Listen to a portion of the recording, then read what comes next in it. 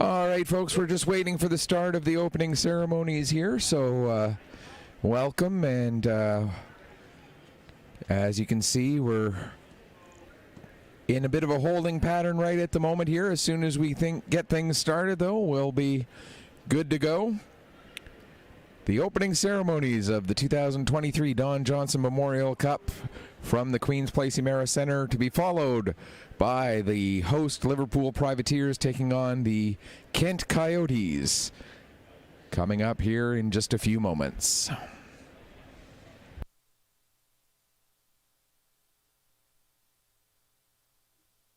Front speakers, or front microphone on the camera.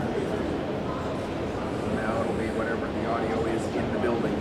And then when they're done, you just put those down? Put those both back to the rear, which means the rear input, which is our microphones. Do you want me to do that after O Canada or before O Canada? Depends on when they. I'll let you. It's all good. It's all good. We'll figure it out. Yeah. It's not that big of a deal. No. Because I don't know exactly what order they're doing things in. Yeah, so. No, it's all good.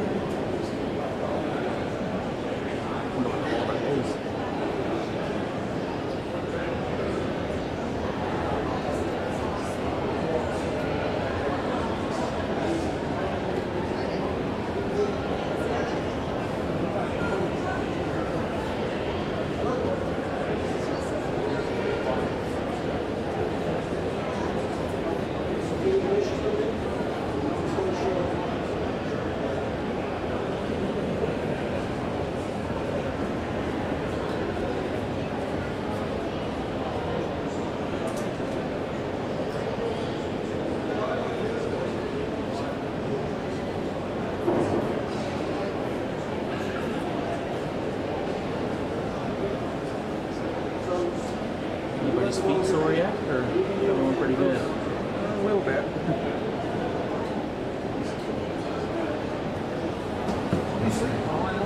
Yeah. I'm in short of wear the comfy shoes today. Good evening, ladies and gentlemen, boys and girls, and welcome to the opening ceremonies of your Don Johnson Memorial Cup. This was awful. Our sincere appreciation goes to our local sponsors for the interest, generous support, and sponsorship which make this championship possible.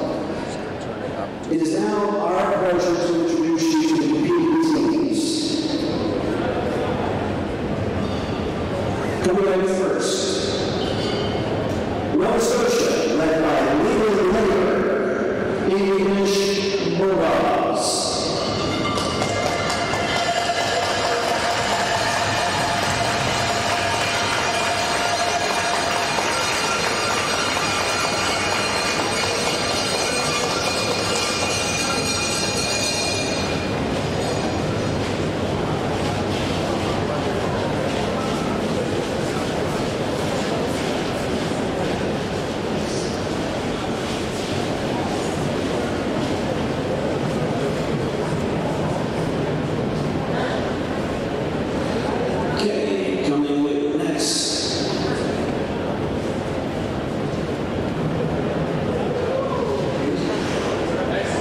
It's your Liverpool team, the Kent Coyotes, led by J. Martin.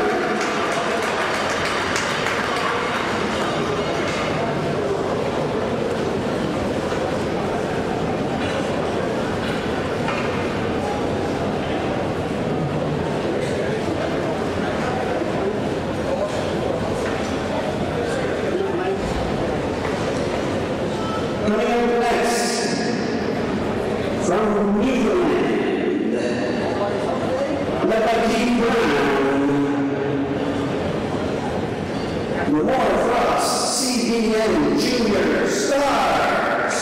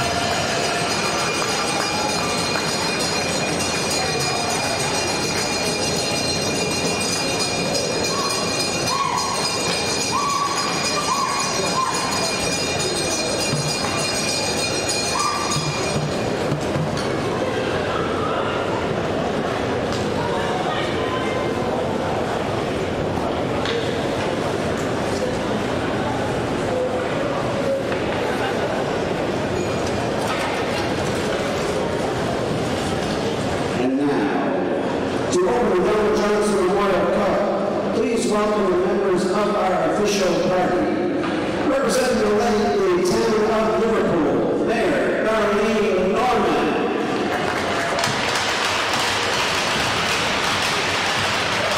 Representing the province of Nova Scotia, Kim Maslin. Representing Hockey Canada and Hockey Nova Scotia, Scott Kennedy. And representing the host community, Susan Inglis.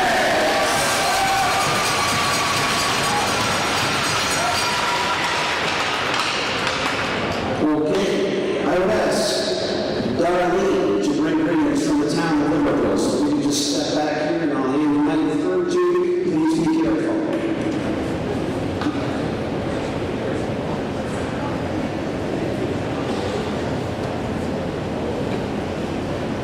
Hello, teams, fans, and everyone else. When I was announced as mayor of the town of Liverpool, I looked at our MLA, Kim Maslin, and I said, first correction. We are a amalgamated government, and I am the mayor of the County of Queens. I would like to welcome the teams from Newfoundland, PEI, New Brunswick, Nova Scotia, to our arena. We have held many events within Queen's Place. We have had World Hockey Curling, and now we have the Don Johnson Memorial Cup, aka War on the Shore. Just a brief bit of history. 200 plus years ago, we were actually having war on the shores as our privateers, which were fishing captains that outfitted their fishing boats to become boats of war, were battling the Americans, who during the American Revolution were up here raiding our coastal towns. It might be called War on the Shore, but I said in my note, we are all on the same team. We're all Great Atlantic Canadians. May you have fun, may you have rivalry, and may the best team win. That's all.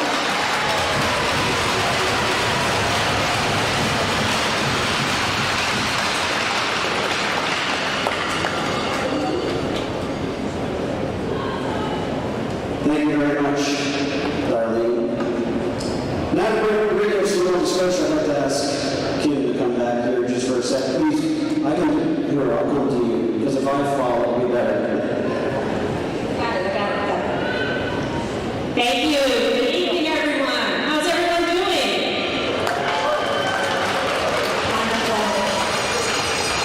As the MLA for Queens, it is my distinct pleasure to welcome you all right here to Queens Place Air Center for the 2023 Don Johnson Memorial Cup Tournament and to deliver greetings on behalf of the province of Nova Scotia. For those of you who know me, you know how much I love hockey.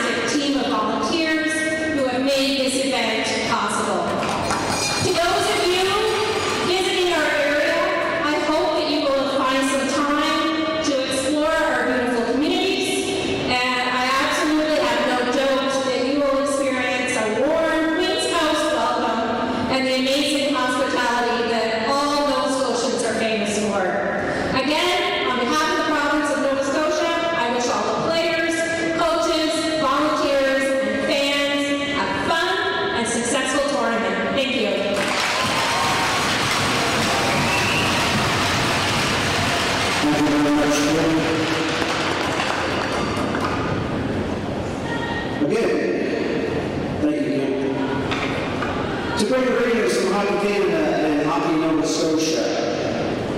But I want to do something first. I apologize, because I missed something very important.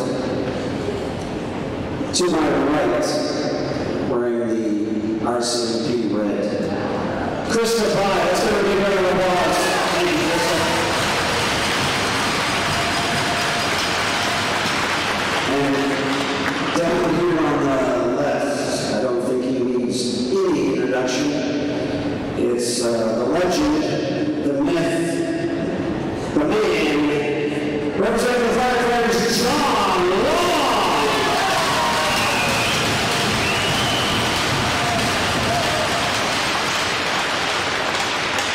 Okay, sorry. To bring greetings from Hockey Canada and Hockey Nova Scotia, Scott Kennedy, if I can just have you. Thank you very much. On behalf of Hockey Canada and Hockey Nova Scotia, I'd like to first thank the host committee for doing a wonderful job bringing the Don Johnson Cup to Liverpool. As well, all of the volunteers that put it together. And I'd like to mention, give an honorable mention to Jim Bottomley, who has been working at countless hours as well.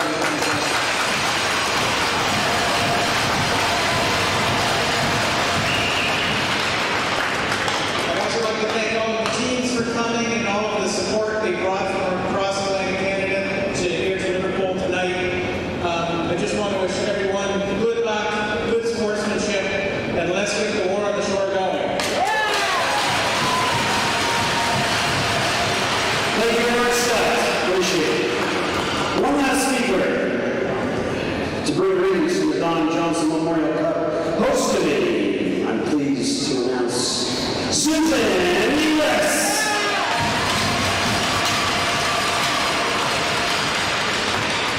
Welcome to Liverpool, everybody. The Don Johnson Cup Committee has been working tirelessly over the last several years, working toward this tournament, as I'm sure New Brunswick can appreciate. Because of COVID, things got delayed. We were supposed to have it 1 year, then it got bumped, kept getting bumped, but here we are today. I'd like to congratulate all the teams for being here today. I will admit I'm a little bit partial to the privateers, so. But we have a very large group of volunteers, and only people who have put this tournament on before would appreciate how much work goes into this. So I would like everybody to give a big round of applause to all the volunteers.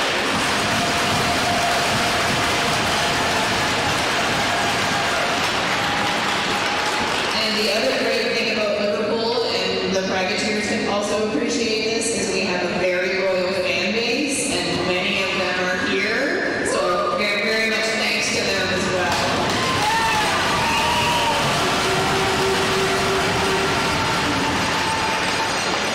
So, like I said, welcome everybody, and play hard. Thank you very much, Susan. Well, the captains of the team, Kent Coyotes, and also our host, Liverpool Privateers, come over here in front of the carpet, please, for your ceremonial puck drop. So representing Hockey Canada, Scott Kennedy, and representing the host committee, Susan Lewis, if you can do the honors. Oh, wait. I forgot the puck. Hold on a second. Oh, here it is. There you go.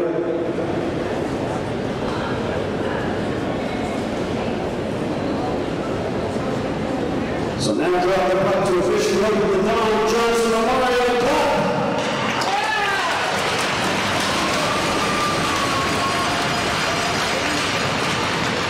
Thank you very much, captains.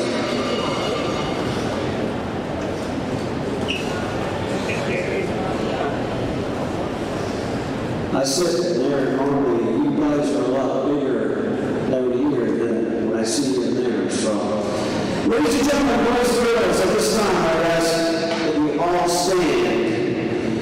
Remove your hands if you're able. And join us in our singing of our national anthem by Malcolm Fraley.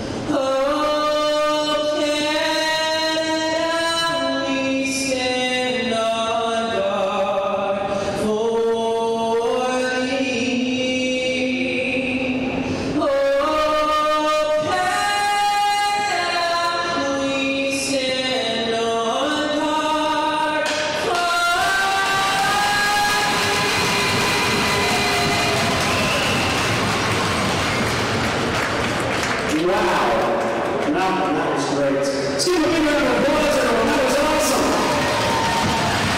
Thank you, Mike. That was great. So now, ladies and gentlemen, please be careful while you're exiting the ice, and we will get this game started soon. Thank you very much.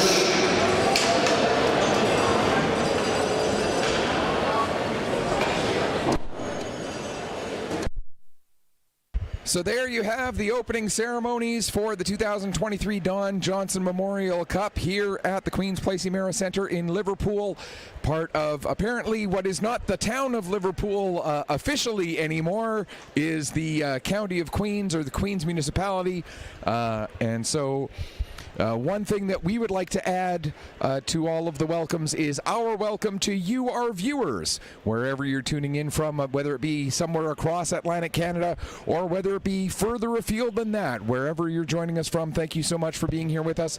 One other thing we would like to do as well is a quick land acknowledgement that the Queen's Place Emera Centre and the municipality of the County of Queens lie within the ancestral unceded territory of Mi'kma'ki. We also want to take a quick moment to mention Mercy Seafoods. You can see their logo on your screen there for a moment, as well as Best Western Plus here in Liverpool, the two major sponsors of this tournament, and we really appreciate their support in helping to make this tournament happen.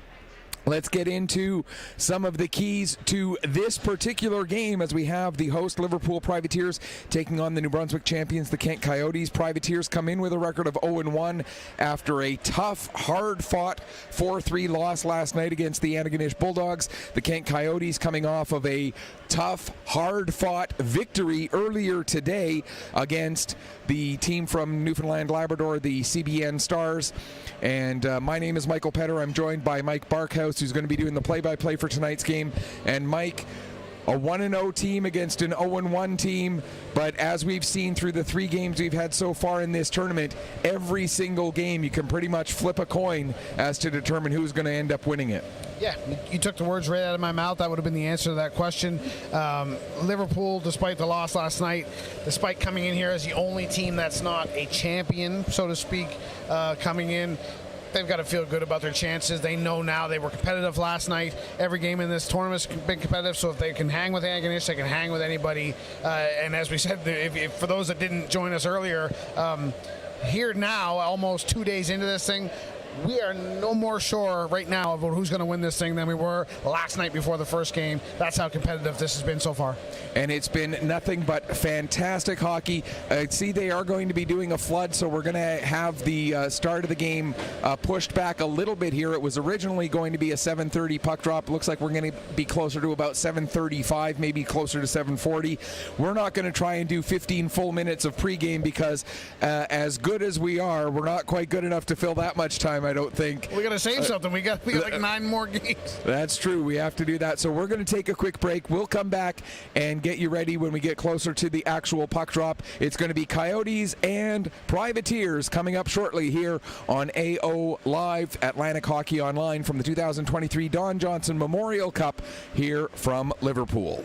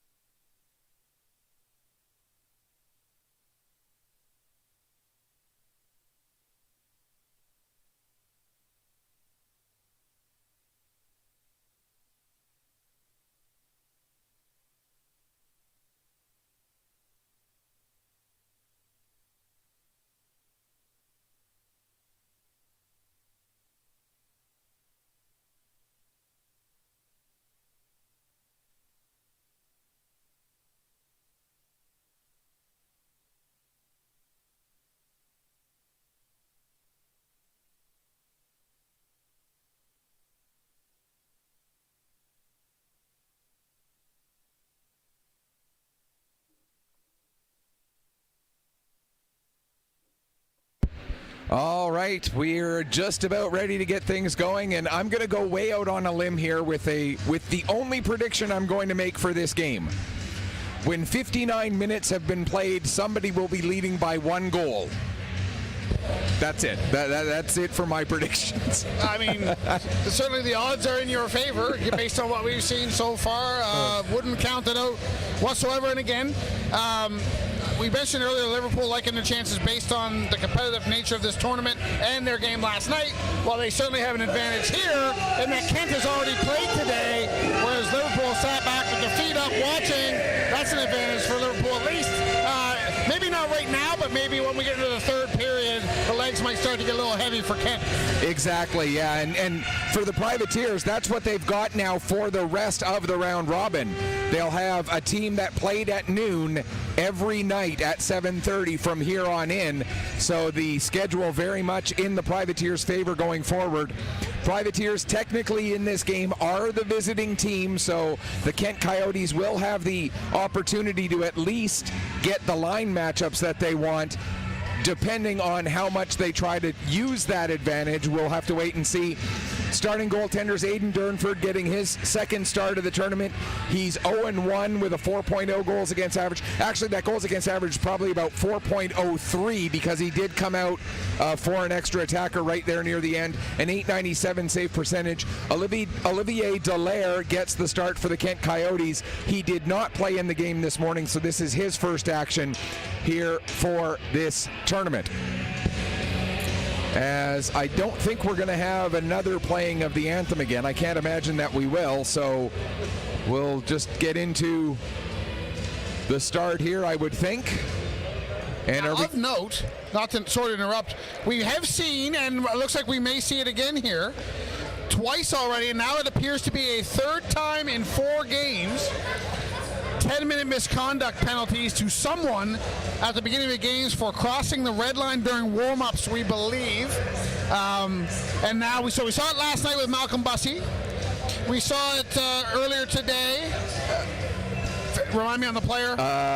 It was in the game with the Coyotes, I believe.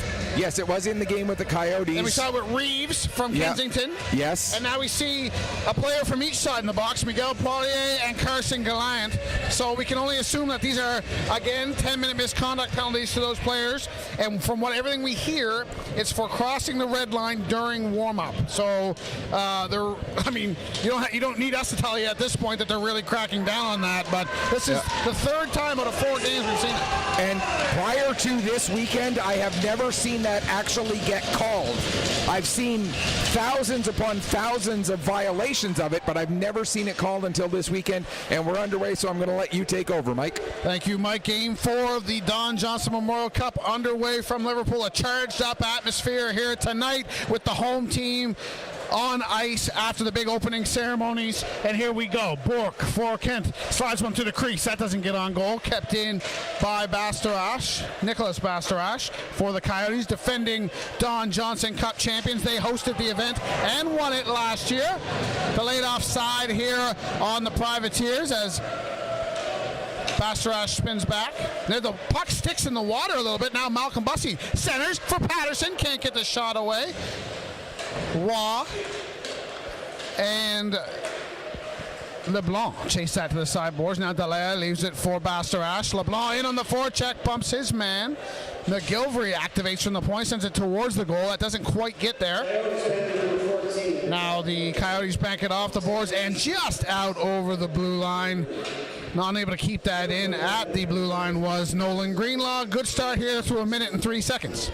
I think one of the keys to this game for the Kent Coyotes, because they are playing their second game of the day, they're going to have to get off to a fast start, A, to try and take this crowd out of the game, and B, any advantage that they can work up in the early stages of the game for when they get into the late stages and fatigue starts to set in.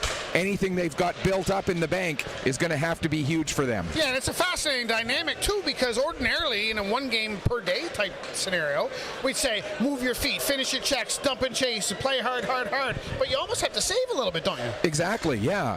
Especially, that when you're playing that second game of the day, you got to try and make sure you got something in the tank for that 6th period that you're playing. Very interesting format here at the Don Johnson. Someone every day plays 2 games in the round robin. Casey now in front of the Liverpool bench has a look. Now he'll cut through the middle. Casey still with it. Gets it over for the one-timer for Julian LeBlanc. 3 goals, 2 assists for him this afternoon in the first game of the day. Player of the game for Kent with the 5-point effort. He is going to be a problem for everyone in this tournament. And he's got the puck on his stick right now. LeBlanc battling with Greenwood. Puck comes on goal. Kicked aside by Durnford. First stop of the night for either goal. Oh, sorry, second stop there for Durnford. Now Miguel Shaw, he had a trio of assists in that game earlier against CBN. Gloves that puck down. Tried to send it towards the goal. Liverpool can't clear. Kept in by Alex Ferguson. He had 2 goals and an assist in the noontime game earlier. Puck to the far corner. Sticks on the water once again. Second time we've seen that in this first period. Maybe a little extra water goes down in the flood. We thought the ice was probably good enough to play on after the ceremonies. They obviously disagree as they did a flood. Here comes Howie now. We were impressed with his play last night. Centering pass broken up. And back the other way comes Frederick Casey through neutral ice. Patterson strips him of the puck. Shubali sends it in. Patterson gives chase. Good pace to this one. Past the 3-minute mark of period 1. Shots on goal are 2-0 in favor of the Coyotes. And we are scoreless in Liverpool. Game number 4 of the Don Johnson Cup. Day number 2 coming to a close. Bussey now loses the stick. Kicks it towards goal. Doesn't get there. Now Casey on the far side battling with Shubali. Bastarash has it for Kent. He's got all kinds of time. Soft forecheck here for the Privateers. Arsenault can't handle that pass cleanly. He'll reverse to Bastarash. Bad giveaway here. Bussey couldn't corral it. That would have been a good scoring chance. And now back comes Alec Bass. Shot right on stop by Durnford. That goes to the corner. Good stretch of uninterrupted play here as we hit the 4-minute mark of period 1 at the Queen's Place Amera Center. Drisdell now makes a move at the blue line. It's going to be offside, though, as ahead of the play. Over there on the far side was Jeremy Casey. 15:57 to go, period 1. For Bussey there, that opportunity that he had, it almost seemed like he was shocked that that puck actually came to him, and he wasn't completely ready for it because he thought there was no way he was going to get that pass come to him so perfectly, and it ended up rolling off his stick as a result. Not too often you get the old tape-to-tape turnover. It's usually something on your end that has to happen to force it. They don't usually put it on a platter for you like that. And Bussey, I mean, he had a 3-point game yesterday, was the player of the game, and especially when you consider his 3-point game yesterday came after he had a 10-minute misconduct, so he missed half a period and still had a 3-point night. Yeah, very efficient use of time, I would say, and again, he's going to be relied upon. He led the team in scoring during the Nova Scotia Junior Hockey League playoffs, as long as they were in it. Very important player for Ryan Falkenham and the Privateers as we get back underway inside the Liverpool zone. Daniel Klein, good to see him in the lineup tonight. You remember he went off last night versus Antigonish, favoring his right leg. Finished the game, but certainly didn't look himself the rest of the way. Good to see him. We thought he might be in danger of missing tonight, but he is out there and good to go. Now Osborne moves that out. So that's Greenlaw, taken away by LeBlanc. Through neutral ice, Julian LeBlanc. Always dangerous, shoots right on it, gets through the glove of Durnford, but he got enough of it to knock the speed off of it, and it wouldn't slide all the way in. Now Osborne goes wide, to the net! Good stop by Dallaire. His first test of the night is a good one, and he passes it there. That was a good opportunity from Joe Osborne. With speed, cutting to the net hard, with authority. Now this pass is airmailed by Nick Bastarash. That's going to be an icing call. Wow, almost had our first goal of the hockey game there. 14:43 to go. Shots on goal 4-2 in favor of Liverpool now. Patrick McGilvery taking the puck off of his own goal line after Durnford got most of the puck with his glove, and then it ended up creating that end-to-end rush and then a great chance at the other end. And, you got to put a little bit of a star beside Patrick McGilvery's name after that play. That one definitely saved a goal after Durnford slowed it down enough that McGilvery could make that play. And McGilvery didn't play last night. That's how you keep yourself in the lineup, by making plays like that. Shubali now comes out from behind his own goal. Gains a head of steam here. Shubali over the red line, over the blue line. Goes wide on Bastarash. Still with it is Shubali. He sauces it back to Aaron Lane at the point. Lane scored a goal last night. Now Elliott's shot doesn't get through. Away comes Ferguson now. Trying to use his speed. Can't get to it before Shubali does. Now back comes Howie. He's got Klein with him. Tosses it through. Klein can't get the stick on it. That might have been a tap-in had Klein been able to get the stick on that. Elliott was coming late as well. They didn't see him. Kyle Hopkins through the middle. Elliott redirects that in, heads to the bench. Klein's going to join him shortly. He's just going to try and do what he can to keep the puck deep before he heads to the bench. There he goes. Now Gabriel Poirier cuts inside. Lost the handle on Sam Hope. Clears it out. Coyotes sent it to the blue line. Frederick Casey touched it in, and his feet were onside. His stick was not. We play on. Now we get that was a delayed offside the entire time, I believe, and then finally the whistle goes as the Coyotes did not clear the zone. 13:22 to go, period one, still scoreless. You mentioned Aaron Lane with a goal yesterday. He's a guy that I'm going to really be keying on, not so much for what he provides offensively from the blue line, but his defensive play yesterday was really strong as well.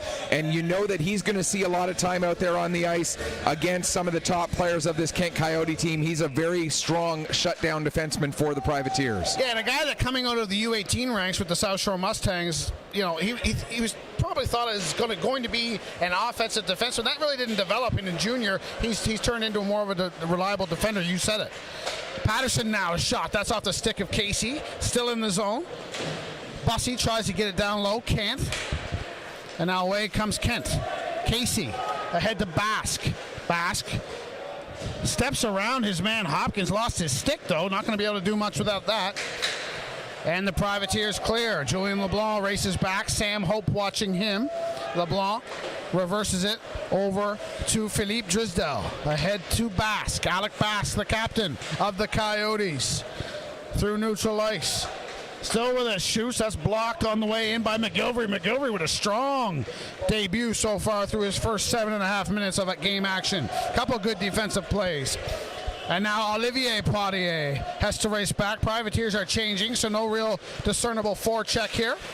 Now Poirier is taken down by LeBlanc. The arms stay down. Officials letting them play here in the early going. Greenwood trying to get the puck to the middle of the ice. Now LeBlanc in to help out.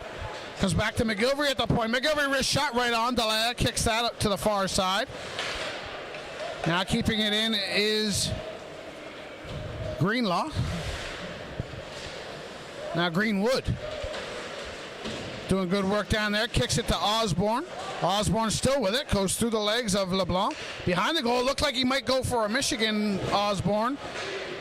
Stick was hit before he could do that. Now comes back to Greenlaw at the point. Greenlaw, snapshot. That hits something on the way in and goes over the goal. LeBlanc with it now on the half boards. LeBlanc trying to cycle it down low. Julian LeBlanc steps in front of that. Now Aaron Lane has it, wearing the full face shield, not the full face cage. Your choice. Lane now takes it behind his goal and surveys the scene. Shots on goal, 4-3 in favor of Liverpool. Coming up on the 9-minute mark of the first period. Still scoreless here. We've got a good one to cap the day. Bastarash ahead. That was almost in the train tracks. Hurlburt in to try and break that up, and we'll get a offside call, I believe, at the near blue line with 10:52 on the clock. A very different feel to this game from the one that we just finished up, the 4 o'clock game, which was much more physical, much more muck and grind and dirty ice kind of play. This one much more freewheeling. Not a big surprise after what we saw from Liverpool last night and what we saw from Kent this morning, that this would be a more freewheeling game than the 4 o'clock game was. And the answer to this question for you may change if I asked it tomorrow, if I asked it earlier today, but I'm asking it to you right now, based on everything that's gone on, where we stand right now. Who does that favor between these two? I think that favors the Kent Coyotes. Although both Despite of these, playing earlier today.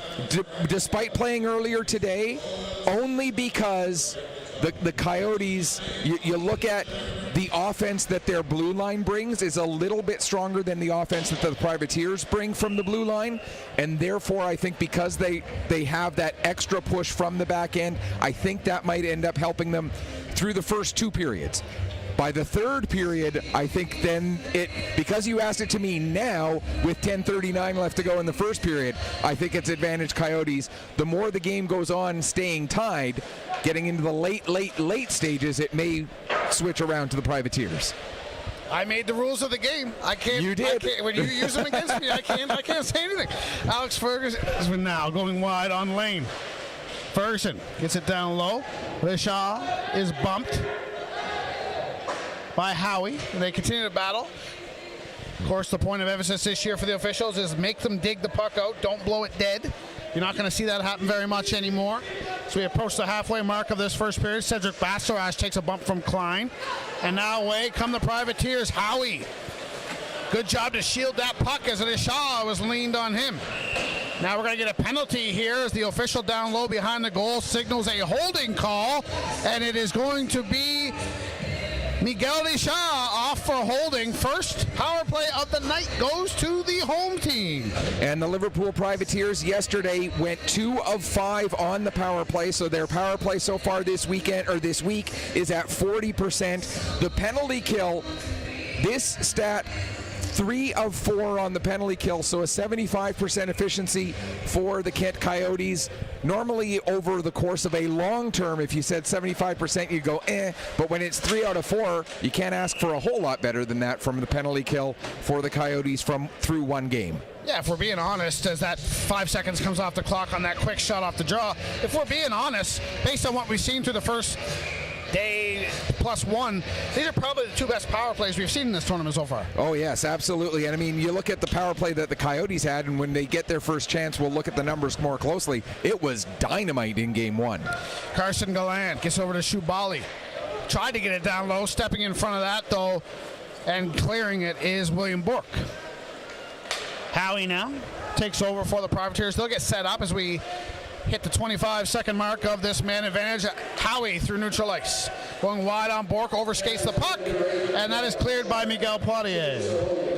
Durnford out of the net to settle it for Shubali. Coyotes make a partial change, and now here comes Shubali through neutral ice. He skates it well, and now he'll catch up to this dump in himself. Shubali cycles it down low. Shubali has it back at the point now. It's Patterson. Bussey. Back to Patterson. Under a minute to go in the power play now. Centering pass. Whiffed by Osborne as he tried to knock that out of the air. Shubali does a good job keeping that in. Snapshot through the slot. Hit a couple bodies and sticks. Bounced. And now finally the Coyotes clear. 45 seconds to go. This Liverpool power play. Their first of the night. Still looking for our first goal here in Liverpool tonight. Game 4 of the Don Johnson Cup. We appreciate you tuning in wherever it is you are watching us from. Daniel Klein now stripped as he comes over the blue line. LeBlanc to help. Scorched free, and now off to the races goes Julian LeBlanc. He'll just peel back, dump it in, and head for a change. 20 seconds to go in the Liverpool power play now as Aaron Lane brings it ahead. Aaron Lane. Cross corner dump in. Keeps Dallaire in his goal. Bourque gives it away. LeBlanc now.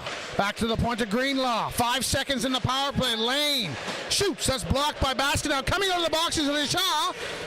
Bass tries to find him. Lane did a good job to get back and break that up. Now they scrum in front of the penalty box. So Lishaw with speed goes wide on LeBlanc out of the backhand. That doesn't get on goal, and he takes a big hit from Greenlaw for his effort. He paid for that one. Hurts a little more when the puck doesn't go in. Bask spins back as we get some lively supporters up in that corner down there banging on the ad signage. I don't know if that's a team or if that's just a group from the area. I think it's a lot of the same people who were watching from up in that same spot last night, so I think it might be local fans who love watching from that particular perch. Yeah, well, we're certainly not going to tell them to stop making noise. It just adds to the great atmosphere here. Horn gets that out over the blue line, delayed offside, and as Poirier committed to the touch, we get the whistle. Neutral zone faceoff coming up. 7:04 to go in the first. I want to come back to that hit delivered by Greenlaw right in front of the crease there. The biggest thing about that hit is how he kept his hands low, he kept his stick low to make sure that that hit was clean. You bring those hands up a little bit too high, the referees might be inclined to try and call a head contact penalty, but he did a great job keeping the hands and the stick low as he delivered a very clean, very solid hit. And he's noticeably taller than Rashad, so to not make any contact with the head takes some skill as well. Now we're going to get a holding the stick penalty against the Privateers, so we will see that Kent Coyote power play, which this afternoon went 75%. A 75% power play stat, unheard of over a long term, but when you're talking about just one game, yes, they went 3 of 4, but the penalty kill of the Liverpool Privateers against the Antigonish Bulldogs yesterday was perfect, killing off all 3 times that they were shorthanded. So this a very, very good special teams matchup. The Liverpool penalty kill against the Kent Coyote power play. And here we go, underway inside the Privateer zone. Julian LeBlanc, star of the show, power play and otherwise earlier. It's over to Bro, who in turn gets it to Ferguson, down low. Now Ferguson's got the top of the circle, back to Bro. Bro, wrist shot through traffic, right on stop, rebound, still loose. They whack away, it's still not in. How did that stay out? Now LeBlanc has it in the corner. Back to the point to Bro. Bro, good edge work there. Wrist shot on the side, redirected by Ferguson off the side of the net. Basque down low to Ferguson. Ferguson cuts inside. Now dishes it up to Richard.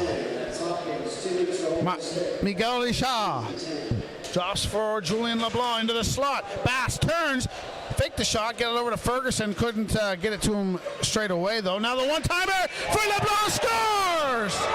What a shot by Julian LeBlanc, his 4th goal of the tournament.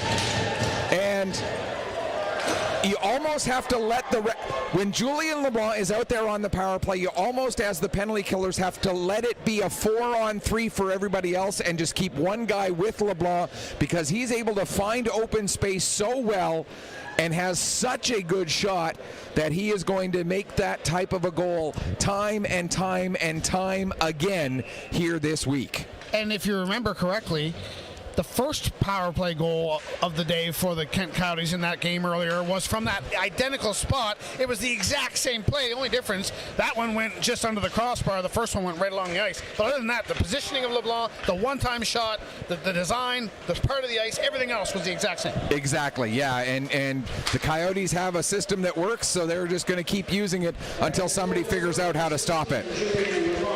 Waiting for the assist. Here's another shot right on. That's kicked out by Durnford. Ferguson and Basque with the assists on that power play. 14:06 the time of that power play goal. Ferguson and Basque with the help. Coyotes out in front. And again, they are the defending Don Johnson Cup champions, hosted and won this event 1 year ago. What a story that would be if they went back to back. But a lot of hockey left before we talk about that anymore. Now Miguel Poirier, former Yarmouth Mariner and Amherst Rambler, sends that deep. Kyle Hopkins was in the box when that puck went in the net. Howie back to Hopkins, makes a nice move there. This one's redirected by Bastarash into his own bench, and that'll give us a stoppage with 4:42 to go in the first. Shots on goal, 9-4 in favor of Kent.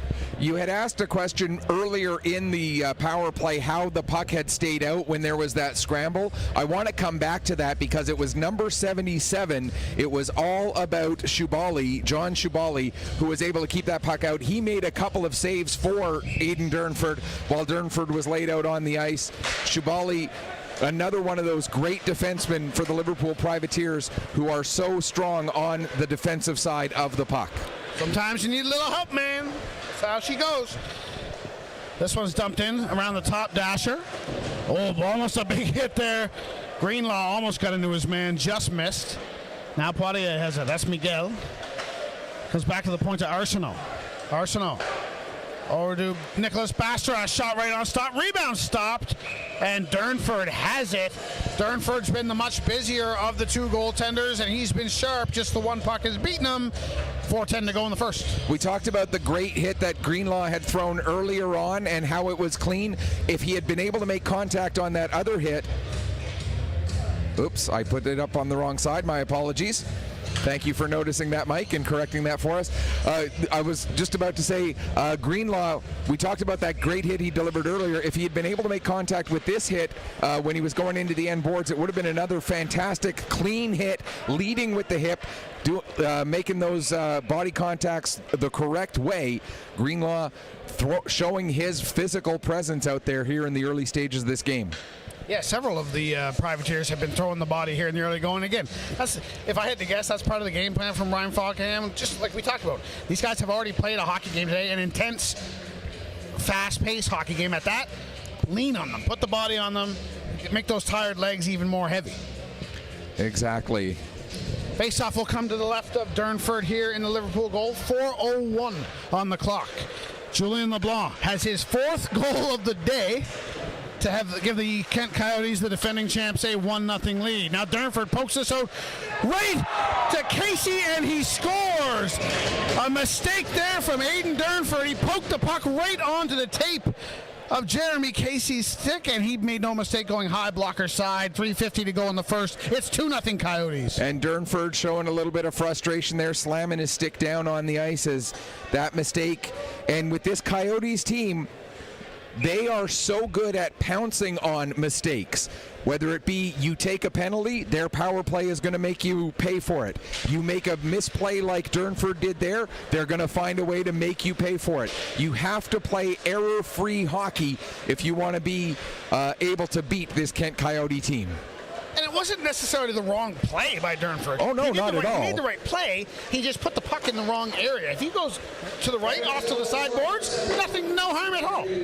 Exactly, yeah. But any even minor miscue, this Coyote team will find a way to make you pay for it. As they come in again, there's another nice shot, and Durnford with the blocker save. The puck goes up and over the glass and out of play, so Casey's first of the tournament from Basque is how it reads. That's the second assist here in the last couple minutes for Basque. He had a great postseason for the Coyotes. Not surprised to see him carrying over that strong play into this event. Earlier today, he had 2 assists, so that's 4 points for him now. He continues to climb the scoring charts. We're going to need a calculator to figure out these scoring leaders the way these Coyotes are going. Ferguson's in on the act. Richard's in on the act. Back underway inside the Privateer zone. Late stages of the first period now. They can't concede another. You wouldn't think. It's going to be a steep hill to climb if they do. Gallant now over to Patterson. It's broken up by Bork. Ferguson has it now through neutral ice with speed. Ferguson, a la Marc Messier from the off wing. The old foot lift and wrist shot. Hit a body though and didn't get in. Bork sends it down low. Waiting for it is Cedric Bastorash. His centering pass goes through the slot. No connection. Now Lane comes away with it. Ahead to Gallant. Knocked off his stick by Bork. Lane races back for it. Sends it over for Shubali. Shubali to Lane. Pass looking for Gallant. The blue line stepping in front of that is Bastorash. Over to Frederick Casey. Sends his man to the ice and now takes him hard into the corner. Now the puck goes right by Lane and Casey. Shubali to the far corner for it. Pokes it ahead to Gallant. He chops it like a sand wedge around the green. Still not out. Now finally Patterson. Chips it around. Can't get around his man. Good play there by Nicholas Bastorash. Now LeBlanc battles along the sideboards. Comes away with it. Daniel LeBlanc, snap shot. Don't think Dallaire saw that. Misses over the goal. Under 2 minutes to go in this first period. Gabriel Poirier looking for Gould. Too far for him. Greenlaw sends it right back out. Privateers are changing. That could have been a tricky one. A couple seconds sooner, it might have been in too many men on the ice territory. Arsenault lifts this one out over the blue. Hopkins takes a big hit from Miguel Poirier. Now Miguel takes a hit from LeBlanc. Now back with speed comes Osborne. Osborne couldn't get around the last man, hauled a guy down, no call. Osborne now slides it over to Hopkins. Hopkins, snapshot, that's off the stick of Poitier, and it breaks the stick, it comes out in front, and they score!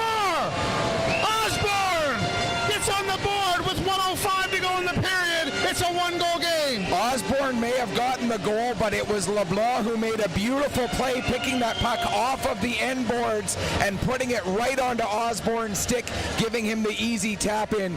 Osborne gets the goal, but Daniel LeBlanc with the play that made that goal happen. And you got to feel for Gabriel Poitier. He was well in position to make that play. The shot hit his stick and broke it. He ended up having to play without a stick. That's what allowed the puck to go down low and facilitated that pass from happening. Tough break there for Poitier and the Coyotes. But the Privateers will take it, and the home crowd's back into it, and that's what they want to see here. Last minute play, the first period. Final minute of this first period as we get the goal announcement. Now they're looking for more. Howie out the near side, hangs on, spins, fires off a leg. Assist number 8, Daniel LeBlanc. Will LeBlanc have the only assist? And number 6, Nope. Kyle Hopkins with an assist as well.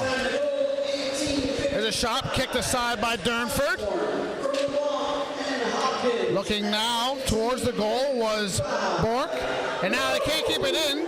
Drisdale has it down in front of us under 30 seconds to go. Man, it's getting loud in here. Between the crowd and the PA announcer, it's hard to hear ourselves think. Howie now over the blue line. Loses the puck, goes after it in the corner. Arsenault bumps him. 15 seconds to go, period 1. Howie walks off the boards nicely, then he loses it, and away come the Coyotes.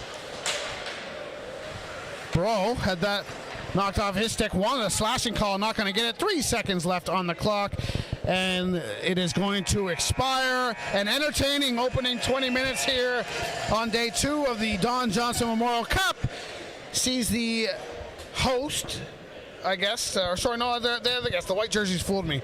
The visiting Kent Coyotes, defending champions, with a 2-1 lead over the Liverpool Privateers. Thoughts on the first?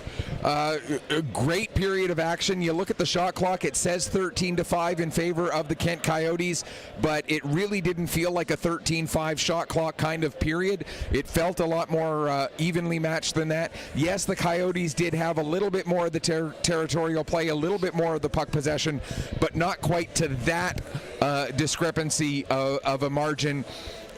I think the Coyotes have to be thrilled to be leaving the first period with a lead. Yes, a little bit disappointed that they gave up that goal late. You know, a little bit of bad luck going their way with that broken stick.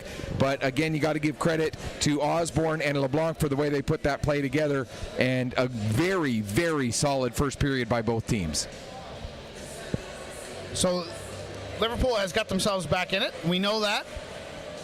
Do Kent have any reason to be concerned right now? I don't think they have a reason to be concerned. I think they have reason to be a little bit acknowledging the fact that they are not going to get a walkover. They know that this is going to be a tough battle. They know that Liverpool's going to throw everything, including the kitchen sink, at them over the next 40 minutes as well. But I think if you're the Kent Coyotes, you come out of the first period with a lead. I think you're happy. I think... You know, you've now played 4 periods of hockey in one day, whereas the Liverpool Privateers playing their first period of hockey in the last, since the game ended 22 hours ago or so.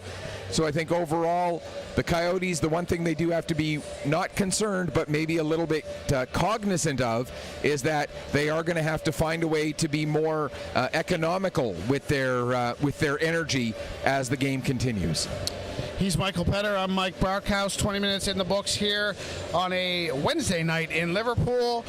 We're going to pause now for the first intermission. Your score after 1 period of play, the Kent Coyotes 2, the Liverpool Privateers 1. You're watching the 2023 Don Johnson Memorial Cup, presented by Mercy Seafoods and Best Western Plus Liverpool. Come back and see us in a few minutes for the call of the second.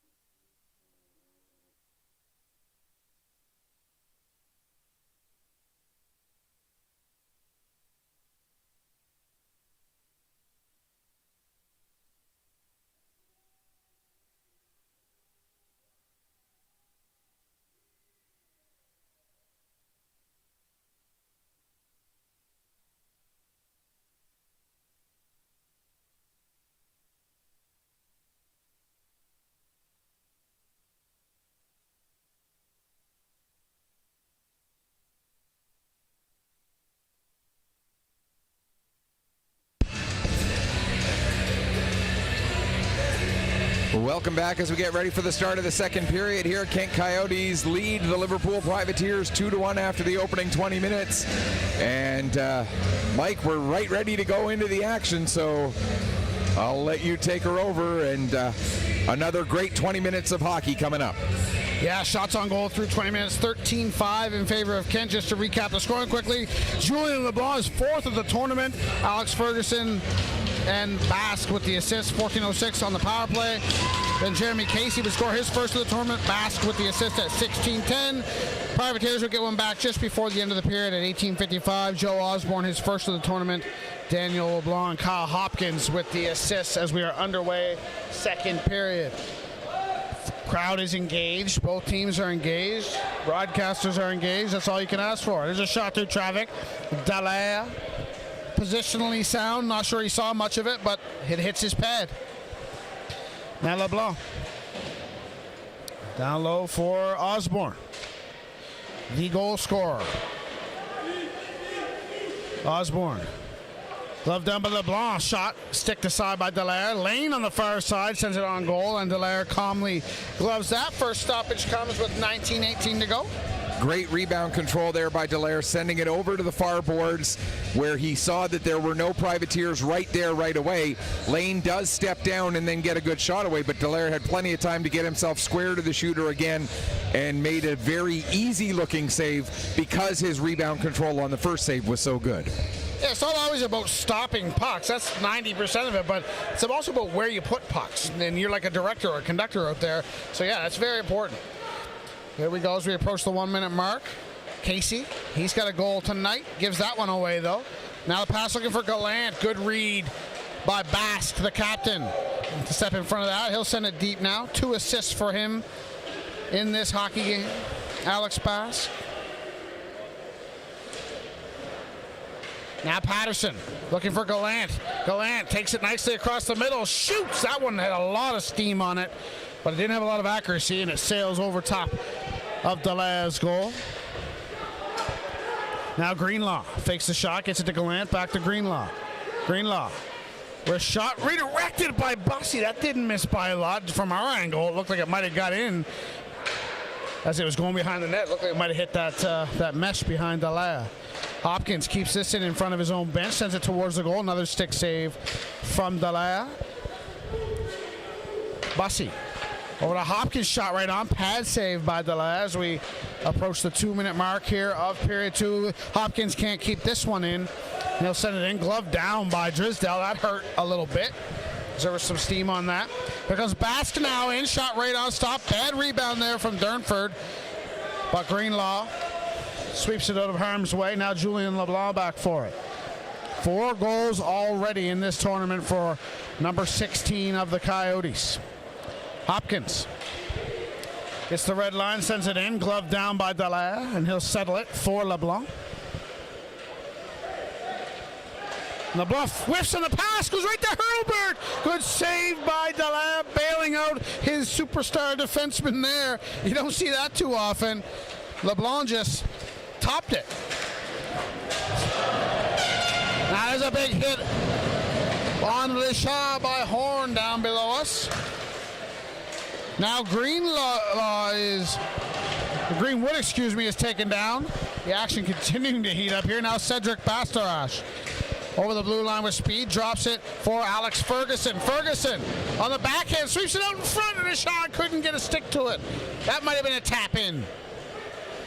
Icing if it goes far enough, and just winning the foot race is Bastarache for an icing. 16:48 to go in the second.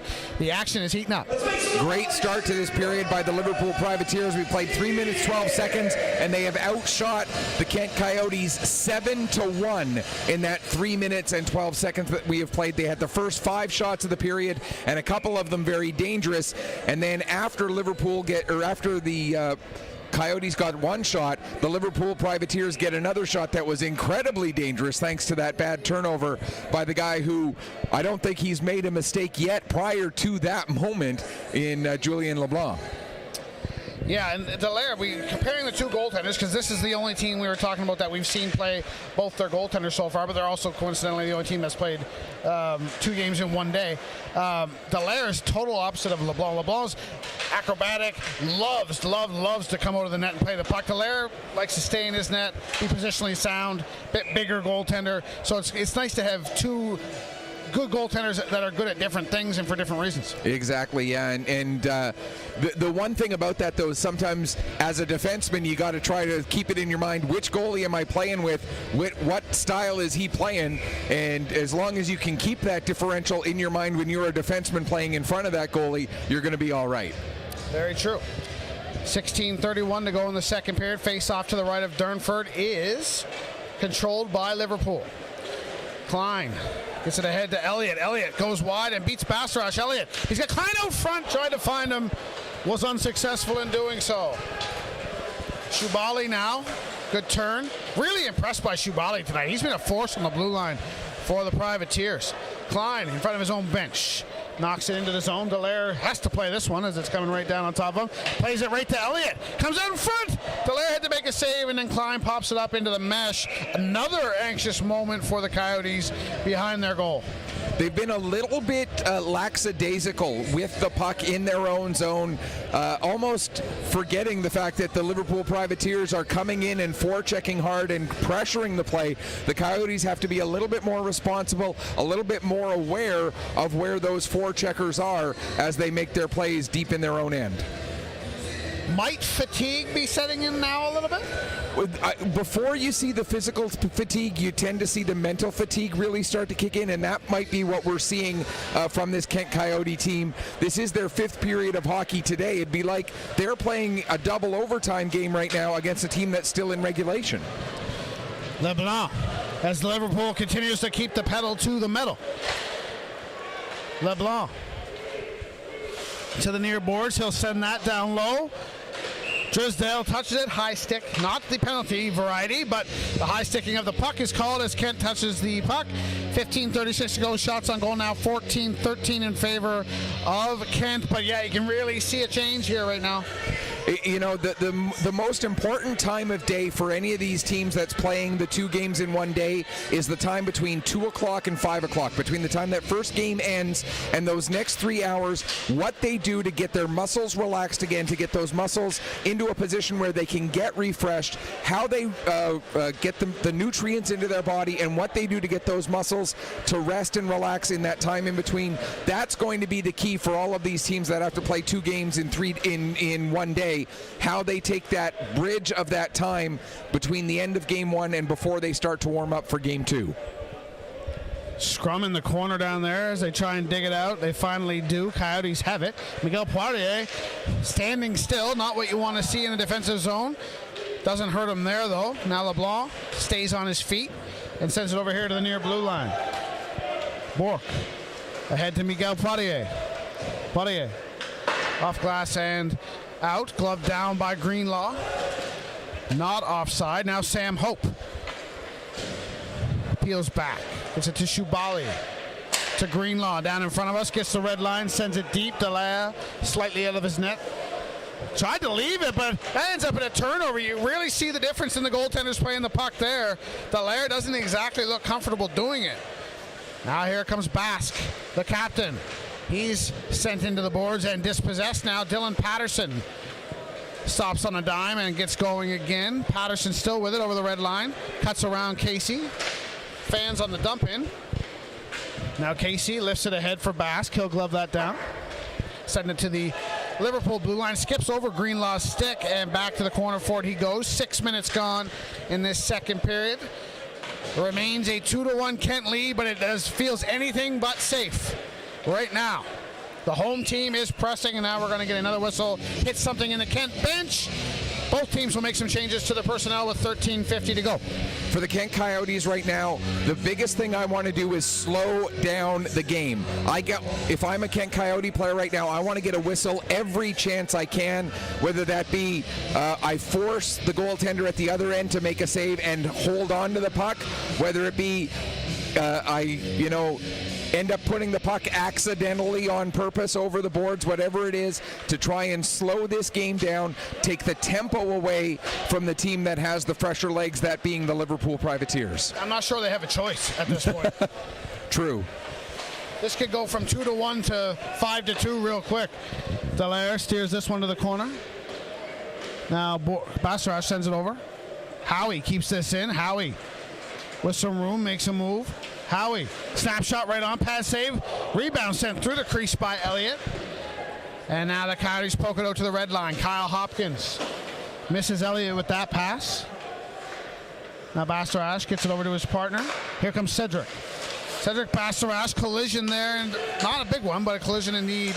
Now here comes Arsenal, overskates the puck, back the other way come the Privateers. Klein, Howie, just what a good effort to stay on side. It totally threw the rhythm and flow of the rush off, but good job by Hopkins nonetheless to remain in an onside position. Now a shot gets through and redirected just wide of the near post. That did not miss by much.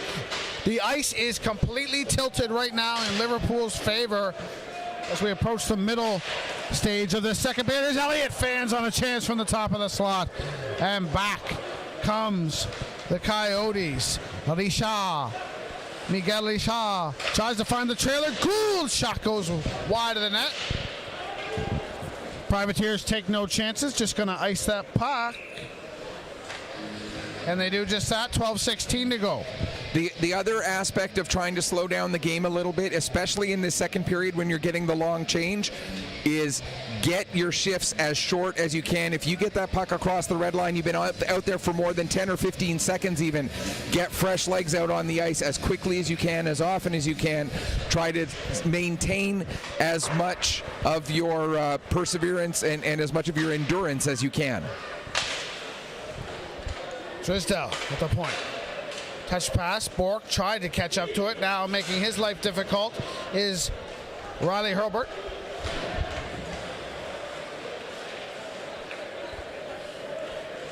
Howie peels back. How many times have we seen this, though, where a team is dominating territorially, seems on the verge of blowing this thing open, and then the other team comes down and buries one for the insurance goal? It's that old expression that you hear in just used in soccer play all the time, the goal against the run of play. Exactly. And you get the feeling that if the Coyotes are able to get one against the run of play here, it will completely change the dynamic of this game. Casey now over to Gabriel Poirier. LeBlanc first to that puck. Now a big hit over there. That's Gould leaning into somebody. That's Justin Hardwick Brown.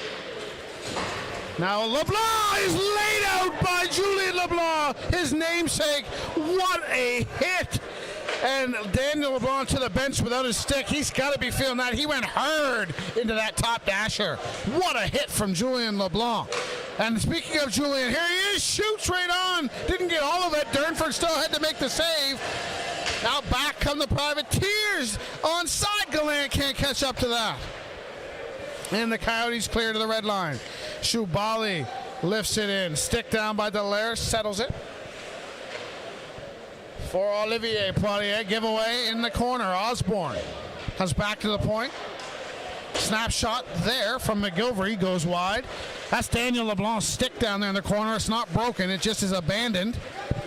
Now Roy into the slot for LeBlanc. Nobody here on the near side, and Greenlaw takes over for Liverpool. Waugh now steals the puck behind the net, comes out the near side, turns, fires. Durnford lost his angle a little bit there, but the shot was not on goal. Arsenault can't keep it in. Delayed offside here on the Coyotes as we pass the halfway point of regulation. Kent continuing to hold on to this 2-1 lead. Shots on goal 16-15 in their favor. Man, how is this still a 2-1 game? Some good goaltending and a little bit of luck on both sides defensively. Baskin to the backhand. He lost the angle. Got a little too deep. Puck went off the side mesh. Now here's a chance from the other side. Durnford stops that. Frantic action at both ends. Arsenault to Bastarache, makes a move. Nicholas Bastarache right on stop. Rebounds there, and the Privateers clear. This puck is going to slow down. Icing is waved off as Arsenault's back for it. Privateers are changing. Bro at the red line. Slides it over to Jeremy Casey. Fans in the shot, gets it back. Horn is working him over down there. Herbert over to help. Herbert chopping and whacking. Now, is this possibly interference? I don't know how that wasn't called. Shot right there from Bork, whistles wide. That looked like textbook interference from where I sit. But we play on. Patterson now misses Bussey with the outlet. Bussey knocks that down at the red line. Now skates it in. Kept in by Herbert. He'll risk that one high and wide. Patterson has it in the far corner. Spins and fires. That caught the crossbar as it came across. Now can Hopkins keep it in at the near blue line? No, he cannot. And he'll have to race all the way down with Alex Ferguson, who's likely going to win that foot race and does. Center's right there. Richard! Fans on the shot, and Durnford wisely jumps on that. And now Hopkins and Richard are tangled up. Or is that Ferguson? One of the two. They look almost identical. They wear 8 and 9. I believe that is Richard. Yeah, Ferguson's over here, so that was Richard. And I think we're going to see both of them go off for penalties here. Coincidental minors coming in with 8:17 left to go in this second period. I think somebody forgot to tell the Kent Coyotes that they're supposed to be tired by this point, because somehow they have gotten a shot of adrenaline over the last 3 or 4 minutes as they picked up their game since about 11 minutes left to go in this period. They somehow have found that next gear that they needed to have. I'm tired. I'm tired from calling this, so I can imagine how they feel right now, having played a game already today. This is frantic action, and again, I said it earlier and I'll say it again, I don't know how this game is still 2-1. It has no business being. Here we are now, back underway. Julian LeBlanc with a shot gets through. Stick to the corner by Durnford. Now Jeremy Casey to the middle. Olivier Poirier can't keep that in. Julian LeBlanc, look at that, stopping on a dime. And the Coyotes send it deep. Shubali back for it. Partner pass to Lane. Lane misread there as Olivier Poirier was jumping up. Helped by the official there as that puck hit him. And now it's sent out. Here comes Elliott. That's off his shin and deep. He and Julian LeBlanc give chase. Elliott comes away with it. Now Klein down there as well. Comes to Howie. Howie, wrist shot right on stop. Rebound stopped. 2 big saves from Dallaire. And the Coyotes clear. Will this get on enough of a horse for icing? Yes, it will. Coyotes don't like it, but that line change is going to be negated. Icing called on the Coyotes with 7:24 to go in the second. I'm going to go back to one of the first lessons I learned in Physics 10.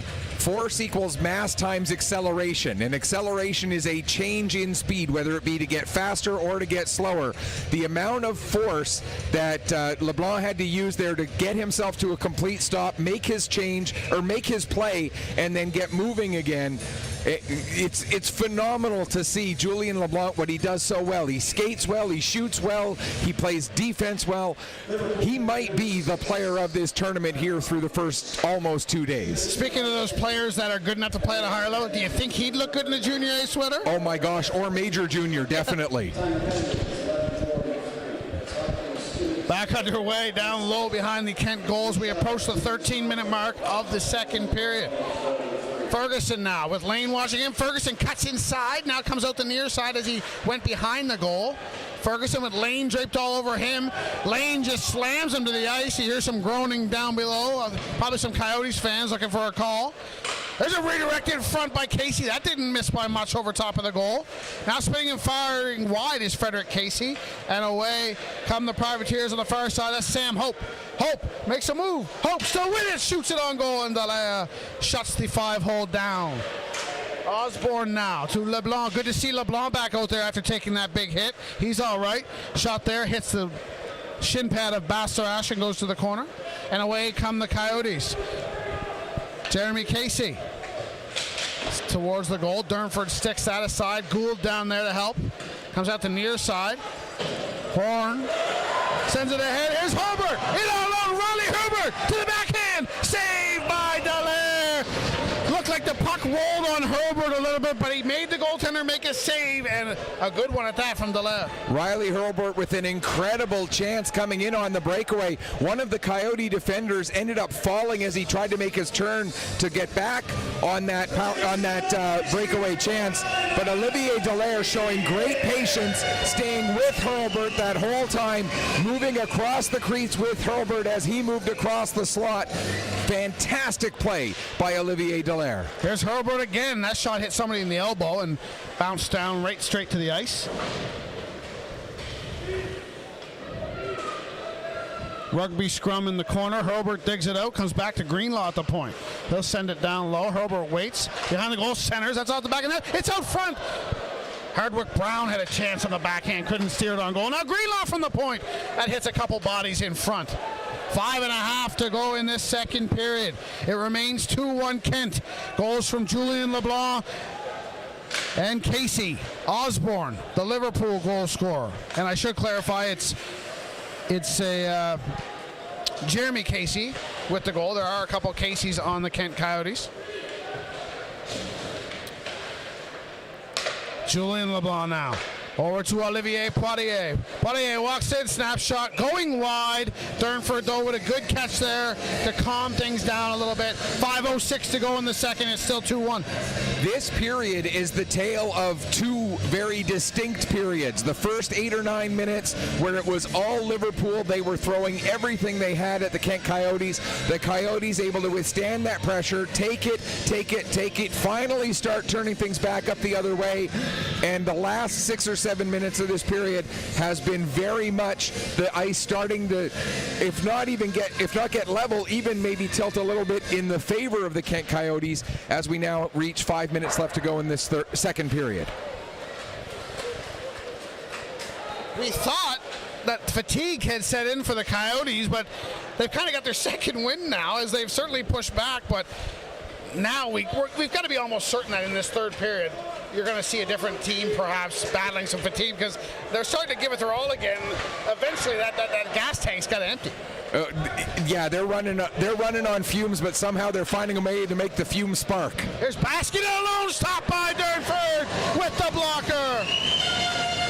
Gallant now, he's got Patterson in alone. Patterson shoots, stop, rebounds, off the goalpost. Aaron Lane, wrist shot doesn't get through. That's knocked down. It's still loose, and now the whistle goes on the high stick as the Privateers touch the puck. Oh my goodness, how good is this? Okay, I'm going to take a question you asked me in the Coyotes game earlier today, and I'm going to rephrase it slightly and ask it to you now. What has to happen to not give player of the game to Olivier Dallaire for the Kent Coyotes? Julien LeBlanc probably score 2 or 3 more. That might be the only way because Dallaire has been absolutely spectacular, especially here in this second period. And so is Durnford. Oh yeah, give him credit as well. All right, breathe. 4 minutes to go in the second period. Klein leans on his man. And now Elliott over the blue line. Elliott's been good tonight. Tried to get over to Howie, that's broken up, and then Klein takes a hit after he couldn't get the shot away. Might have been a little head contact there. Elbow even. Liverpool bench certainly agrees with us, but Klein not going to the bench. Klein going down to the dressing room. That is something to monitor. Second night in a row where Daniel Klein has left the ice in discomfort. Horn sends that deep. Arsenault has it behind his goal. Gets it to Bork. William Bork skates it to the red line and sends it in. Durnford stays in the goal. Daniel LeBlanc has it now. Giveaway. Jeremy Casey. Sorry, Gabriel Poirier, not Gabriel Casey, Jeremy Casey. Nothing doing there for the Coyotes. Now LeBlanc tries to get it through Bork. Osborne sends it deep. Coyotes take over in front of their own goal. Somebody's stick goes flying. Sam Hope is the player retrieving that stick. Here comes Frederick Casey over the blue line. Privateers want an offside. Not going to get it. Casey shot off of Herbert, I believe off the mask of Durnford. Now Gould has it at the near point. Sends it down low. The longer this stays 2-1, it's got to benefit Liverpool. You would think, yes. Because as the fatigue starts to set back in again, this second wind, if the Coyotes can have the second wind last this 2.5 minutes, having the stoppage of the intermission might be the worst thing for the Coyotes at this point, because they'll lose that second wind with the 15-minute break. Offside here at the near blue line as Osborne just quite couldn't keep that in. Shots on goal, 24-21 in favor of Kent. 2:08 to go in the second. It remains 2-1 Coyotes. I want to come back to that hit on Klein, because the reason that hit on Klein was as bad as it was for Klein is because he was in position to get a shot away, and that takes your balance into a bit of a different form. And Basarash saw that and was able to get more physical contact because of the lack of balance for Klein as he was about to try and take a shot. And not exactly apples to apples, but akin to a vulnerable receiver in football. In a vulnerable position, leaning forward or lost balance. Exactly. Yeah. So like you said, not apples to apples, but a very good analogy nonetheless. So we'll continue to watch for Klein. That's not a player the Privateers can afford to lose. Here's Gallant turning and firing. Stop. It's up in the air and then knocked out of the air. Who was that knocked out of there? That was... Who else but Julian LeBlanc to make a great... No, it wasn't. It was 15, not Arsenal, 16. My apologies. Wow. I mean, why not guess Julian LeBlanc, though? He's out there, so... I could only see the number on the arm and the maroon number on the black. It's a little bit hard to tell sometimes with that font, which is why I got confused on whether it was 15 or 16. But it was indeed Pierre-Luc Arsenault, not Julian LeBlanc. Although LeBlanc has done everything else in this game, so yeah, why not? We don't have the benefit of instant replay, but I am going to take this to my grave that puck was going in. Oh, it was. But for that. It was. Face off to the left of Dallaire here now. Osborne in on this draw. For the Privateers. Those numbers are hard to see sometimes for the Coyotes. Bork now. Gives that away. Klein back out there. That's fantastic news if you're a Liverpool fan. Osborne off the drop pass. Shot blocked by Julian LeBlanc.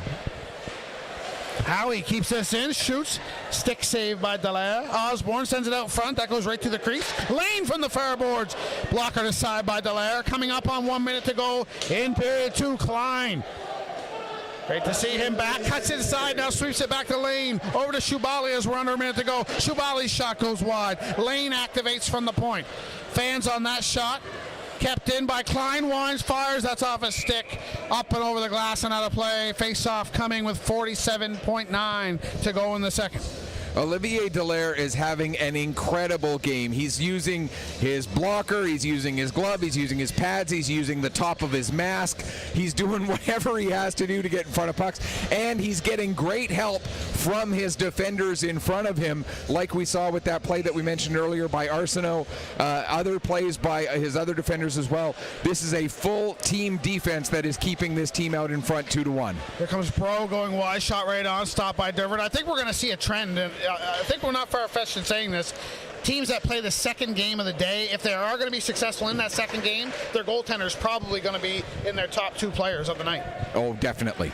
25 seconds to go in this second period. Shots on goal, of course they are, even at 25 apiece. How many times in this tournament have shot counts been level between two teams at the late stages? It's incredible how even this tournament has been here through the first 2 days. Here comes Gallant now, 8 seconds, he shoots, that's off his stick and it goes wide. Dallaire knocks that away from Patterson, who centers it. And it looks like it's going to remain a 1-goal Coyotes lead in the most unfathomable of circumstances. We have no scoring in that second period, and a well-deserved break for these two teams and us, to be frank. Shots on goal in that period, 20-12 in favor of the Liverpool Privateers to even it up at 25-25. And the scoring summary, unbelievably, with those 32 shots that we had, no scoring in the second period. It stays 2-1. What a period of hockey. What a period for Durnford. What a period for Olivier Dallaire. That period had everything that you could possibly want in an event like this. I don't know how this tournament can sustain this type of level of play. Like the first 2 days have been fantastic, and I just don't know how we can keep going like this. Well, don't jinx it, because I don't know about you, but I am having a great time. You know, sometimes my mind is boggled that we get to A, watch hockey, and B, talk about it.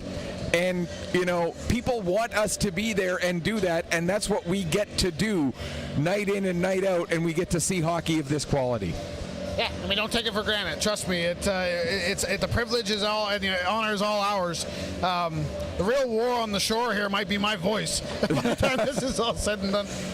There's a reason we decided to alternate on who's doing play-by-play one game in and one game out, because if one of us was to try and do play-by-play for this whole thing, there would be no way we'd be able to sustain it. Forget it. So we're going to take the break that we very much need, just like the players do, after 40 minutes of play. And I realize we went through the entire second period with the period labeled wrong, so we're going to put it onto the third period right now, so it'll be right. It is Coyotes 2, Privateers 1. You are watching the Don Johnson Memorial Cup from Liverpool, the Queen's Place Emera Center, here on Atlantic Hockey Online through AO Live, produced by Petter Sports and Streaming.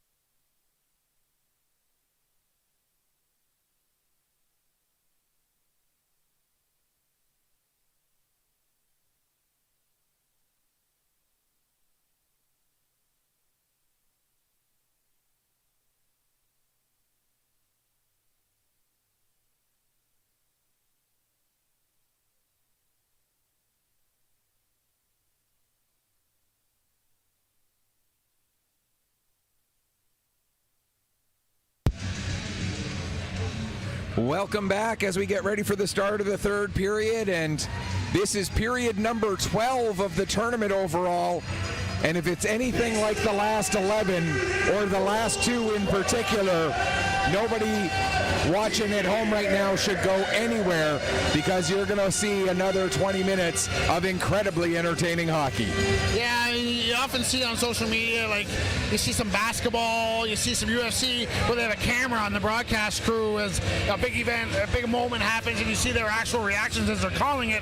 I think you'd have fun having a camera on us during that second period, during some of those sequences. Yeah, the amount of times we've been like almost jumping up and down and squirming, and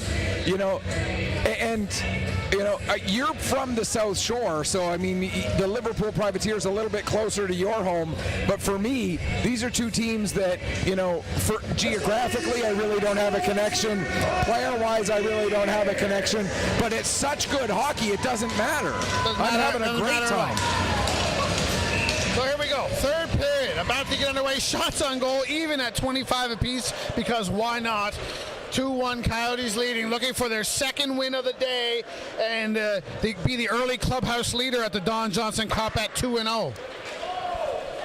They'd be solo one after day 2 if they could win tonight. Sam Hope now centers. LeBlanc spins, fires, stopped by Dallaire. He's tested just 23 seconds into this third period, and he's there with his 25th save of the night. Yeah, don't call this the second period, because we don't want to have 2 more left to go. I wouldn't wish that upon us right now, and it's not because the play's not good. Oh, we need to recover. Yeah, and it's going to be a heavy sleep tonight for both of these teams, and for both of us certainly, as for the Coyotes, they'll be back in action a little bit earlier in the day tomorrow than the Privateers will. We'll talk about that a little bit more later on in this period when we set up tomorrow's schedule. Shubali in neutral ice sends this deep. Drysdale back for it. Casey malfunctions on the chip out, but doesn't hurt the Coyotes. Here comes Casey. He's got a goal in this one. Jeremy Casey, cross ice pass, doesn't connect with anyone. Liverpool pokes it out. Julien LeBlanc sends it right back in. McGilvery first to it. 1 minute gone in this third period.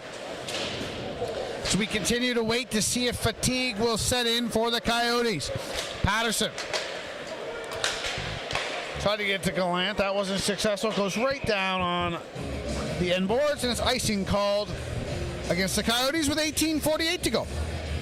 I think the longer, now that we've reached this point where we're into the third period, the longer it stays 2-1, it changes from being advantage Liverpool to being advantage Kent, as they'll see that finish line getting closer and closer and closer, and it's like a marathon runner. When you get to mile 40, mile 41, mile 42, you know that finish line is there. It gives you that extra little boost, and we might see a third wind for these Coyotes if they're still in the lead with about 4, 5, 6 minutes left. And I know we keep talking about this, but it's a unique event in that, where else do you play full 60-minute hockey games more than one time a day? You don't see it anywhere really, apart from tournaments like this. So it's a unique, and it's something that you have to plan around. I'm just thinking to myself here, do you almost have to allow yourself to be dominated for maybe a 5-6 minute stretch of a particular period in game 2 to conserve something so you don't totally run out of gas in the third? Or it's just so fascinating how to strategize around this second game of the day.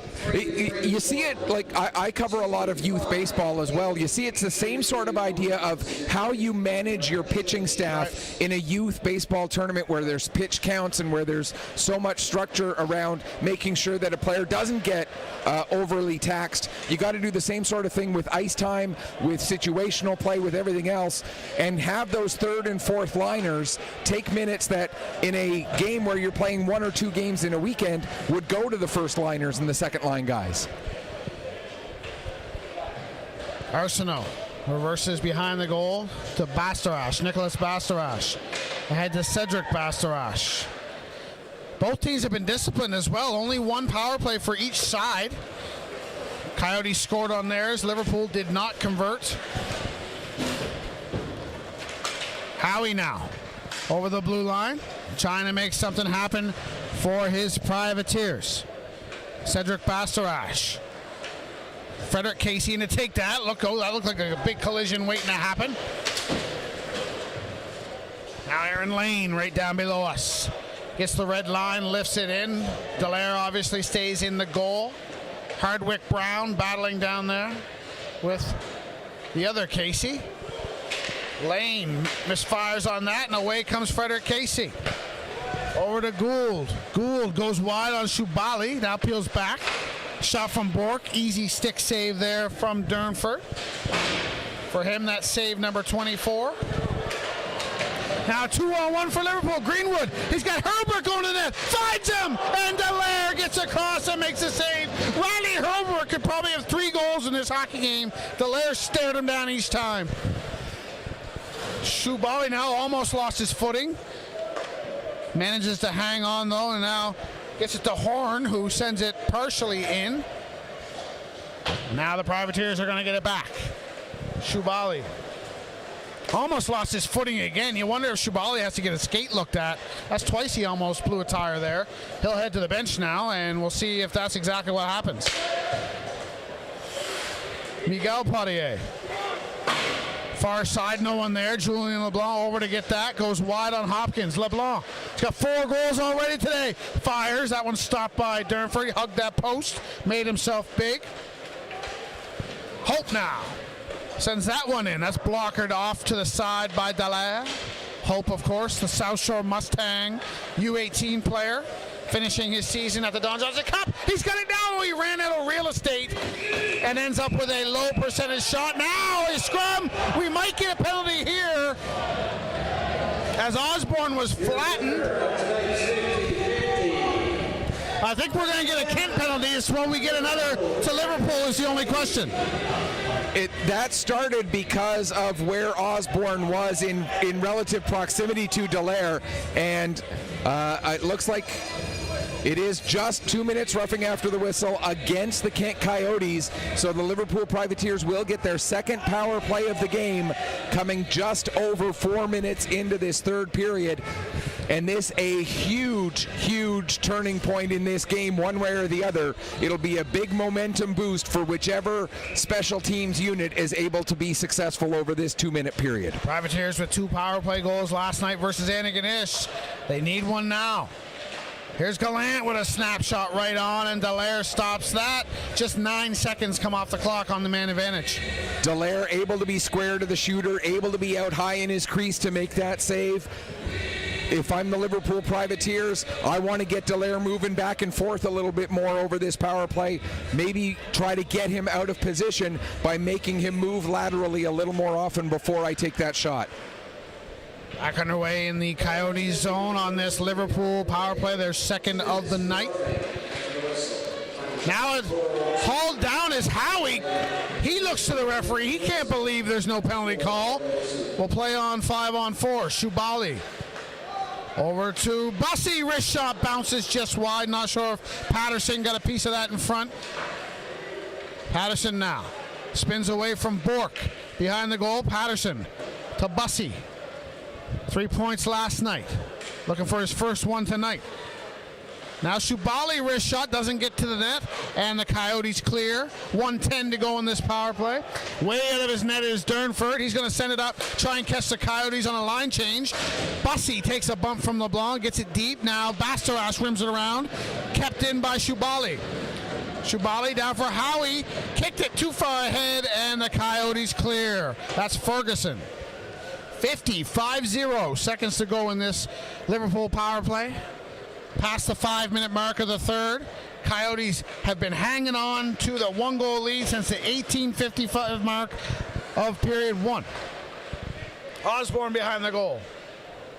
Comes out the far side. 30 seconds left in this Liverpool power play. LeBlanc lost the handle, gets it back, centers into the slot, but it was only white sweaters there, and now Basque is going to go for a skate. And then softly lifted in just over the net. Durnford had to be careful there. Read that well. 10 seconds left in the Liverpool power play as Klein brings it up the ice one last time. Picks up speed. Has it behind the goal. Klein looking, back to the point to Greenlaw, settles it down, back to Klein, walks off the boards, Klein shoots, blocked. And now here goes Ferguson. He's got a man up ahead, can't find him. Icing the call on Kent, but a good effort by Ferguson. You got to try that pass. 13:47 to go. Gould able to come on off of that change after the penalty had expired. The defense weren't quite aware that Gould was behind them until that pass started going by them. They turned and looked, and fortunately for Liverpool, the pass just a little bit out of reach of Gould. Face off to the right of Dallaire. 13:47 to go in the third. Is 60 minutes enough to decide this? Greenlaw shoots. That sails high and wide. Lane tried to send it towards the goal. Gets it back. Sends it down low for Osborne. That took a funny bounce. Now Osborne and Arsenault come together in the corner. Lane activates from the point. Wrist shot. That's hit by a high stick. It's going to be a whistle if Liverpool touch it. They do not. We play on. Now here's Hope. Shoots, blocked by Arsenault. That one stung a little. Greenlaw from the point, redirected by LeBlanc over the net. Hope has not looked out of place. He's a U18 player, and he's looked like a junior player here in these last two nights. Greenlaw pokes this out. Hope. Was that knocked away from him by Gould? Now Greenlaw. Far side, skips over LeBlanc's stick. It's going to come down, and it is going to be an icing call on the Privateers. 29-26 shots on goal in favor of Liverpool. We've got 12:56 to go. You talked about Sam Hope with the South Shore Mustangs. Every time the Mustangs came up to Pictou County to play against the Weeks this year, he was always the most dangerous player that they had. The very first game of the season the Mustangs played the Weeks, Hope was absolutely spectacular. He had a 5-point game that game, and maybe most impressively, he had a situation where he ended up inadvertently running into the Weeks goaltender, caused him a significant injury, and was the first guy there in the scrum afterward that protected the Weeks goalie who was laying out on the ice. Class move by him that night. I registered it. I called it out on the game to call out what a great move it was then. It deserves to be called out again, how great a move, how classy a move it was by Sam Hope at that time. Yeah, character is every bit as important as skill. Yep. And Sam Hope definitely has that. And again, he's got nothing more to prove at the U18 level. He's junior from here on out. And I would not be surprised if he is playing not at the junior B level. And again, we've talked about it a few times, whether it's lifestyle choices or whether it's, whatever the factors are. Sam Hope has the skill set, has the character, has all of those qualities to be playing junior A or major junior. Right now, he's looking very good at the junior B level, but whoever gets his junior A rights, whoever has his major junior rights, they got to be chomping at the bit to try and get him into their lineups next year. Underway in the Liverpool zone, Miguel Poirier. He's played junior A for Yarmouth and Amherst in his career. Julian LeBlanc over to Drisdell. Drisdell shot on, stick save Durnford. Battling in the corner are Bussey and Basque. No, sorry, that's not Basque. That was Bork. And now sailing that one over the goal is Drisdell. Little pushback now from the Coyotes. Walking off the wall. Can't get the shot away, does Roy. Gets a glove on it, but it does come up to the red line. Hand pass is the call on Samuel Roy. 11:49 to go as the clock continues to tick down in this one. And like I said, the closer we get to that finish line, as long as the Coyotes stay in front, the more confidence they'll have, the more energy they will find for themselves, knowing that, when you're in between the benches, you hear the phrase 12 more miles, 11 more miles, and they know right now they're down to 11 and a half miles. And that end of the finish line for this marathon is very close right now for these Kent Coyotes. Will we get an icing call here? No, at the very last second. Linesman waves it off. Jeremy Casey now. Try to get the Bass. Comes back to Arsenault instead. Wrist shot right on. Good job by Durnford there to battle through that screen. Reach out and glove that. No rebound either. That's good goaltending from Aidan Durnford. The phrase I always use when a puck just has enough speed to get to the line but not across it, it's like the draw to the forefoot. Yep. The perfect draw weight there. No extra sweeping needed to get that puck right where it needed to go. Durnford's looked far more comfortable tonight than he did last night. Perhaps some nerves in that game last night. He's certainly growing into this tournament, as we expect so many of these players to do. Howie now lifts this one, not enough. Gabriel Poirier keeps it in. Shot as he's falling. That goes just wide. Coming up on the 9-minute mark of the third now, as a nervous hush starts to permeate through the building. Another icing call here on the Coyotes. Do you feel that nervous kind of energy in here right now? Very much so, but you get the feeling at the same time that all Liverpool needs, I mean, they're only down by one, so obviously all they need is one, but you get that feeling that if they get that one, they're going to get two, or they're going to get three. It's just, can they get that one? Can they break through to tie this game up? The Coyotes have been doing a great job of just keeping everything to the outside, keeping everything far enough away that Olivier Dallaire has been able to make the good saves. Shubali lifts this in. Dallaire out of the net for maybe one of the only times tonight. Again, you see his discomfort. They shoot just wide. I think every time Dallaire has come out to play the puck tonight, bad things have happened. You see the difference between he and his counterpart, Zach LeBlanc. Lane sends that to the crease. Arsenault got a stick on that. Shubali has it at the far point. Sends one into the slot. That's stepped in front of by Ferguson, and here he goes. Alex Ferguson gets on his horse to the corner. Behind the goal, Shubali finally rubs him out along the end wall. Puck is pinned against the wall there, being dug out. Gisdell shoots it off of a Liverpool player. Now, Frederick Casey's going to race back. 10 minutes to go in this regulation third period here in Liverpool. Final game of day 2 of the Don Johnson Cup, and there hasn't been a bad one in the bunch. 4 up and 4 fantastic hockey games. We are so lucky to be doing this right now.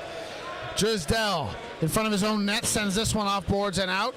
McGilvery sends it right back in. Osborne tags up. Gould sends it back to, I think that's Bork down there. Gets it to the red line. Greenlaw sends it right back in. It's like a game of Pong down there right now. Patterson got a stick on that. Comes over to the far boards. Bussey's going to race over to grab it. Bussey gets it down low for Patterson. Referee goes for a spill. Surprisingly, no reaction from the crowd. Kept in by McGilvery. Pulls it back, shoots into the shin pads of Bork, and now a foot race. McGilvery and Bork. Bork won the race, but McGilvery did enough to tie him up, and he wasn't able to do anything with the puck.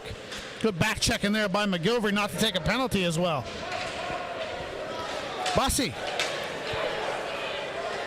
sends it over looking for Gallant. That's broken up. It's in the equipment of Frederick Casey. He finds it and comes away with it. Gets the red line, sends that right in. Glove down by Durnford.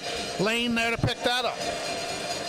Lane through the middle, misses everything. It's going to be an icing on the Privateers. And this line's been out there a while. This could be a key draw. This is very, very important. As you talk about guys who play with a lot of speed, Bussey, Patterson, Gallant, they put so much energy into every stride, every shift, and Hopkins and Lane out there on the back end as well. The Coyotes get a line change, get some fresh legs out there. This a crucial, crucial moment with 8:33 to go. Coyotes win the draw. Julian LeBlanc, good job to keep that in. Wrists one wide. Lane races over. He wants to get it out. Can't. Miguel Richard sends it back down low. Now Hopkins there for it. Richard has it on the half wall. You can see the tired legs right now for Liverpool. They need a line change. They've been out there a long time, and the icing has them hemmed in. Centering pass goes to Gallant. This should get the job done. Patterson's going to get the red line. He's going to try and go in. The rest of his line mates are changing. Not sure about that decision. Patterson probably should have used discretion there. The better part of valor, as they say. Hopkins ahead to LeBlanc. Kicks it over to Shubali. Ahead to Elliott. Elliott goes wide, shoots. Oh, that one looked to be labeled, but it goes high over the goal. Liverpool completes the line change, so they survive for now. Jeremy Casey to goal, scores! What? Bro! What a goal by Bro. Somehow finds a little bit of room glove side beyond Aiden Durnford. And we talked about the Coyotes using the clock and trying to just, keep things going, keep things moving. Now they have a 2-goal lead. This is a huge, huge boost for the Kent Coyotes right now. And we were just a period early when we said it. How many times have you seen a team dominating territorially and then the other team come back the other way and score? Well, against the run of play, as we coined it, well, that's what we had right there. Joshua Bro with an absolute potential backbreaker here. And now time becomes the enemy of the Privateers. Just about 7 minutes to go in this third period. They're going to need one very soon if they're going to mount a comeback. As we get the announcement of the goal here. Casey gets his second point of the night with the only assist on the goal by Bro. His first goal, first point of the tournament, coming at 12:26 of this third period.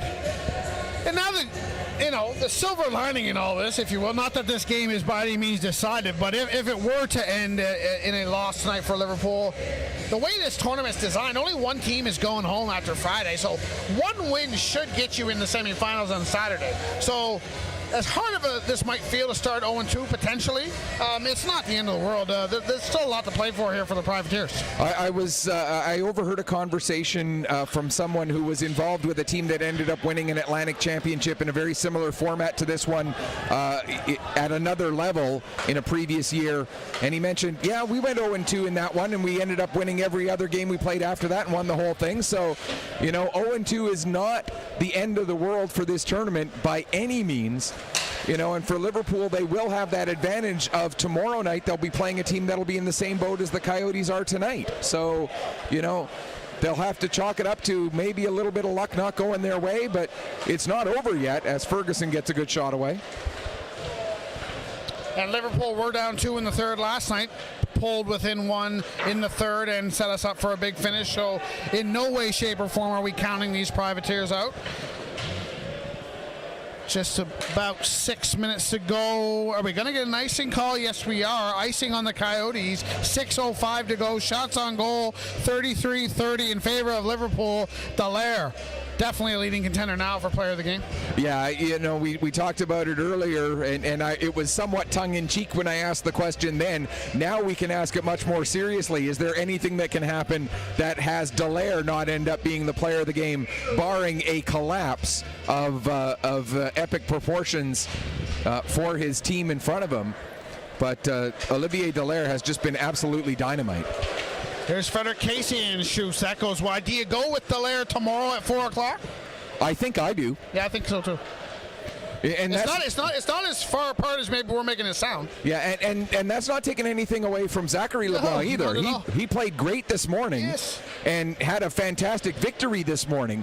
But Dallaire right now is just playing so well. You got to stick with the hot hand, I would think. LeBlanc now winds, that hits something and goes to the other side. The way LeBlanc's rolling today, you were almost expecting that to hit a leg and go in, but it did not. He might have to settle for just 4 goals on day one. Poor guy. I'm sure he'll be disappointed with that. Guy. Yeah. Only 1 goal in this game. What's wrong with him? Icing call here on the Privateers. That's not a comeback special. 5:11 to go now as, again, more time comes off the clock. This hill gets a little steeper for the Privateers to climb. And for the Kent Coyotes right now, it's just, win your shift. Win your shift, and winning your shift does not mean scoring a goal at this point. Winning your shift just means get your 20, 30, 40 seconds, keep the score where it is, and then get off the ice and let the next guys go out and win their shift and keep it a 3-1 game. Now, same question we asked last night. This is now game 2. Yes. As we stand this moment, Liverpool are -3 in goal difference. Do you pull the goaltender early here tonight, or do you not do it at all? I think at this point, I don't. Because every other game has been so close, and because goal differential could become a big factor, it's very, very conceivable to see 3 teams end the round robin at 1-3, where they're all 1-1 against each other, and so goal differential becomes absolutely the stat to look at. So at this point, I'm looking, okay, I'm down by 2, I'm -3 overall. I don't pull my goalie unless we get one and we're only down by 1 with a minute and a half left. Let's see if Ryan Falkenham agrees with that assessment. Arsenault in the near corner.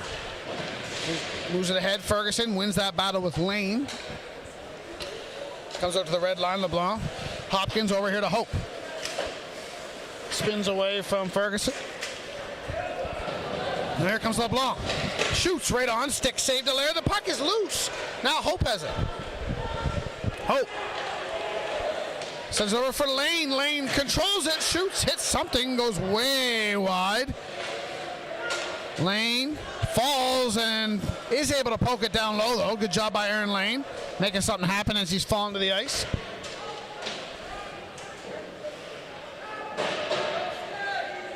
Scrum down the corner, pops free. Hope chops at that. Oh, I think he got more of Bassarash than he got of the puck. Now Lane has it at the point. Over to Hopkins. Shot doesn't get through, and now Arsenault away with it. And now Bassarash's stick goes fine. He's having a heck of a shift. Took a chop to the arm, lost his stick. Referee says the least I can do is go over and grab it for you. Back behind his goal is Hopkins, and he'll bring it ahead. Right on the tape of Klein's stick. Daniel Klein. Shot off the stick of Drisdell and out of play. Whistle goes. We'll have a face-off to the left of Dallaire with 3:18 to play. I think the only thing that's going to keep Daniel Klein out of a game from this point on for the rest of the weekend is if he is literally unable to skate at all. Daniel Klein has fought through so much to be here in this position that he's in right now. He's gone through bumps yesterday. He's had bumps today. Daniel Klein has shown the grit, the toughness, the character that he's had, and he is going to be a big part of whatever happens for this Privateers team for the rest of this week. And that's why he wears the C. Icing here on the Coyotes, 3:04 to go. If I'm the Privateers right now, maybe I don't pull my goalie, but I use my timeout right now. Right now. I've got an offensive zone face-off. I want to set up a play. I want to give myself, because if I don't use it right now, it is possible that we go through the next 3 minutes and 4 seconds and we don't get another stoppage in play. I'm down by 2. If I'm the Liverpool Privateers, I would take advantage of this and I would use my timeout right now to try and drop a play to set something up to get me back to within 1, and then I can think about pulling my goalie and possibly trying to tie it up. Makes a lot of sense. Ryan Falkenham, though, electing not to use it. Now we're going to get some delay as the face-off participants are going to change. Elliott comes in to take the draw as Howie is kicked out. He wins it. Back to Shubali's shot is steered to the corner by Dallaire. Shubali now. Wrist shot hits something on the way in. Greenlaw here at the near boards has it. That pops up in the air. Greenlaw continuing the battle. Comes over onto the far side. Miguel Poirier waits for it. Now giveaway across the middle. Howie shoots. Oh, it hit the ankle of, I think, Drisdell. That would have been a dangerous chance. That rolling puck is always hard for a goaltender to read. Shubali now gets over to Greenlaw. 2.5 minutes to go in the third. This one comes right in. Dallaire sticks that to the corner. Julien LeBlanc chops at it. Can't get it out. Walking to the middle is Elliott. Casey eliminates him. Shubali keeps this in nicely. Lifts it to the corner. That's all he could do as that puck was bouncing. He short-hopped it. Did a good job to keep it in play. Coyotes do clear, though, now. Bro, he's got the back-breaking insurance goal. Nothing here, though. Howie at the end of his shift. Recovers, gets up, and then he's dispossessed. Net is empty for Liverpool now with 2 minutes to go, so Falkenham not worried about goal difference at this point. He's going for the points here tonight. Bussy trying to poke it back to Lane. Now he'll go down to the corner instead. Now Lane keeps it at the point. That one's blocked on the way in by Basque, and it does bounce over the blue line. Offside call here. That could have potentially been an all the way down scenario. We're going to get a neutral zone face-off with 1:36 to go. Liverpool net is empty for now. Looks like Durnford's heading back in, though, with the face-off in neutral ice. Yeah, with a minute 36 left, it's too big of a risk to not have Durnford back in there with the face-off in neutral ice. If you lose the draw, the Coyotes would have too good of a chance, but we're going to see Durnford way up high pending the outcome of this face-off. Bastarash in no hurry to advance the puck as the time is winding. He knows that. Arsenault rims it around. Ferguson redirects it, not out. Lane keeps it in. Durnford still in the net. He's trying to get out, but he hasn't been able to. Now he's going to go as Gallant moves it ahead to Osborne. Durnford to the bench. Net is empty again for the Privateers, and now we're going to get a penalty to the Coyotes for tripping. This makes things interesting. And Lane is in a lot of pain heading back to the bench. Didn't see what exactly happened to him there, but he was crawling along the ice to try to get to the bench. He is in some huge discomfort. We talked about him being a key player in this game. And the timeout is going to be taken by the Liverpool Privateers to try and draw something up here with the 70 seconds left. They'll have the power play, so it'll be a 6-on-4 here when we get the puck drop after this face-off, or after this timeout. Yeah, I don't know if Lane is just trying to walk it off. He looks like he's going right to the room. He is limping considerably. He has probably his helmet off. Yeah, he has his helmet off, so I think he's done for the night. With only 70 seconds left, it's not, as huge to say he's done for the night, but whatever it is, obviously he's in too much discomfort to be able to stay out there. And the big question is going to be now, is that a serious enough injury that he might be out of the lineup tomorrow night? Because we know that Aaron Lane is a big part of the defense of this Liverpool Privateers team. The one thing the Privateers have, though, is they have depth. And now, as we say that, Lane coming back to the bench. And so that's certainly a good sign for them to have him back out there. Yeah. And these things, as much as they're about skill and desire and all that, these events are wars of attrition as well. And you got to try and stay as healthy as you can, which is easier said than done in these condensed games. 1 minute to go now. Liverpool net is empty. It's 6-on-4. The time is now. Bussy gloves this down, walks to the slot. Backhander right on. Another whack at it from Osborne. That draws a crowd. Dallaire solid as ever. That's his 36th save tonight. I look at 30 saves as sort of being a threshold for a goaltender. If he has more than 20 saves, it was probably a good game. If he has more than 30 saves, it was definitely a very good game. And when you look at it, 36 out of 37, you can't ask much more than that. Privateers control. Howie shoots off the post. Comes right back to him. Shoots again off the other post. He's hit both posts. Osborne down low for LeBlanc. Centering pass, squeeze through. Gallant can't get to it. Shubali now over to Gallant. 30 seconds to go. Gallant, what a play from Basque from his knees to knock that away. Now he's got an open net.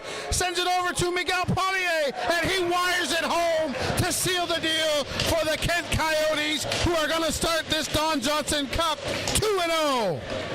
Sometimes the most important piece of equipment is the horseshoe. And for Olivier Dallaire, as great as he has been, he had a huge horseshoe stuck somewhere on those two chances. One going off the post to his right, the other going off the post to his left, and it ends up turning into a rush up the other way into an empty net. 19.8 seconds left, and the Kent Coyotes now leading it 4-1. Wow. Wow. Fans starting to make their way out of the Queen's Place Amera Center. But again, as we mentioned, lots to play for still in this tournament for the Liverpool Privateers as the buzzer goes to end this hockey game. Dallaire mobbed by his teammates, 36 saves, and just 1 goal shy of the shutout. Coyotes with a 4-1 win. What can you say about this one tonight? I think you said it best when you said, wow, wow, wow. You know, what an effort by these Kent Coyotes. Not only do they get through their 2 games in one day with a win, but they get through their 2 games in one day with 2 wins. And just an incredible performance. Want to touch on Alex Basque, though, because he had the assist on that empty net goal by Miguel Poirier. And for him, that's his 3rd assist of this game. It's his 5th assist of the day. We talked about Julien Leblanc and his 5 points in game 1, 6 points over the day. Basque, a 5-point day for him as well. You can't give player of the game to him over Dallaire tonight, though. No. I don't think, no. As great as he played and his 3 assists, it's still Dallaire. Sorry, for the Coyotes, number 77, Alex S. And they do just that. I'm not taking anything away from Basque because he did have a great game, but I don't understand how you can't give it to Dallaire when he's got 36 saves on 37 shots. Number 22, Osborne, a very deserving player for the Privateers. He had their only goal. Well, I'll tell you how, to answer your question, I'll tell you how they do that. You pick the player of the game just reading the score sheet. That's how you come to that decision. There's no other explanation. But if I'm reading the score sheet, I'm also reading 36 saves on 37 shots. That's part of my score sheet that I'm reading. Your score sheet, my score sheet. But, okay, let me rephrase. Reading the goals and assists portion of the score sheet. Because that would jump off the page. It does, great yeah. Performance. But to me, that doesn't trump what Dallaire did tonight. No, and like, you know, we don't have a lot of time to talk about this because it is the end of the game, but I want to touch on this really quickly because I'm the guy who chooses the 3 stars at the Junior A games that I call for the Pictou County Weeks Crushers. I look at the score sheet, absolutely, but I also look, as I'm watching the game, I'm making little marks on my sheet for every time a player makes a really nice defensive play or makes a really smart decision that leads to something somewhere else. And I also look at the goaltenders. You got to look at those players and what they do, and I feel bad for Dallaire. Again, I don't want to take anything away from Basque, and if anybody in Alex Basque's family is watching right now, we don't take anything away from him. He had a great game. I find it hard to fathom that a guy with a 36 save performance on a 37 shot night doesn't get it. Agreed, but again, at the end of the day, there are bigger issues in the world. We're just on our soapbox, player of the game, 3 stars soapbox, which we'll bring to a conclusion right now. Just quickly before we go, we touched on what I wanted to ask you. How incredibly good must this feel for Kent to be? I mean, if you're 2-0 at an event like this after your first 2 games, you're thrilled. No matter what year, where the tournament is, anything. But to be 2-0 and your two game day is out of the way, you've got to be absolutely overjoyed right now. They're playing with house money now. Yeah. You know, they go into their 4 o'clock game tomorrow against Antigonish, and yes, they'll both be playing their 3rd game. For Antigonish, it'll be 3 in 3 days. For Kent, it'll be 3 games in 28 hours. And so, again, you know, they'll be a little bit on the back leg for that. But you're playing with house money. You now have 2 wins. The only way you don't make the semifinals is if all 5 teams go 2-2 and somehow the goal differential works against you. That's the only way you're not in a semifinal. So you've pretty much guaranteed yourself. Unless somehow miraculously every team ends 2-2, you know you're playing on Saturday. So now it's house money, and you can rest players a little bit more. You can be a little bit more judicious with how you roll your lines from here on in, because the wins are not going to be as crucial, because you know you got that semifinal spot, and it doesn't matter whether you go into the semis as the 4 seed, the 1 seed, whatever. You know you're at least playing on Saturday, and you're 1 win away from a championship game, and you're 2 wins away from defending the title that you won at home last year. You said it. The title defense of the Don Johnson Cup well underway for the Kent Coyotes. That's going to wrap it up for us here on this Wednesday evening. We will be back with you tomorrow at noon. We've got 3 more games tomorrow. The noon game will be the CBN Stars taking on the Kensington Vipers, both of those teams playing their second game of the tournament. Then at 4 o'clock, as we mentioned, it will be the Kent Coyotes against the Antigonish Bulldogs. And then the 7:30 game tomorrow night, it'll be the Stars in the same situation that the Coyotes were in today, where they'll play their second game of the day against the host Liverpool Privateers. Until then, on behalf of our awesome cameraman Seth, and on behalf of the best play-by-play voice going, Mike Barkhouse, this is Michael Petter saying, may your skates always be sharp, may your shots always hit the top shelf. Thanks so much for watching. We'll be back with you tomorrow.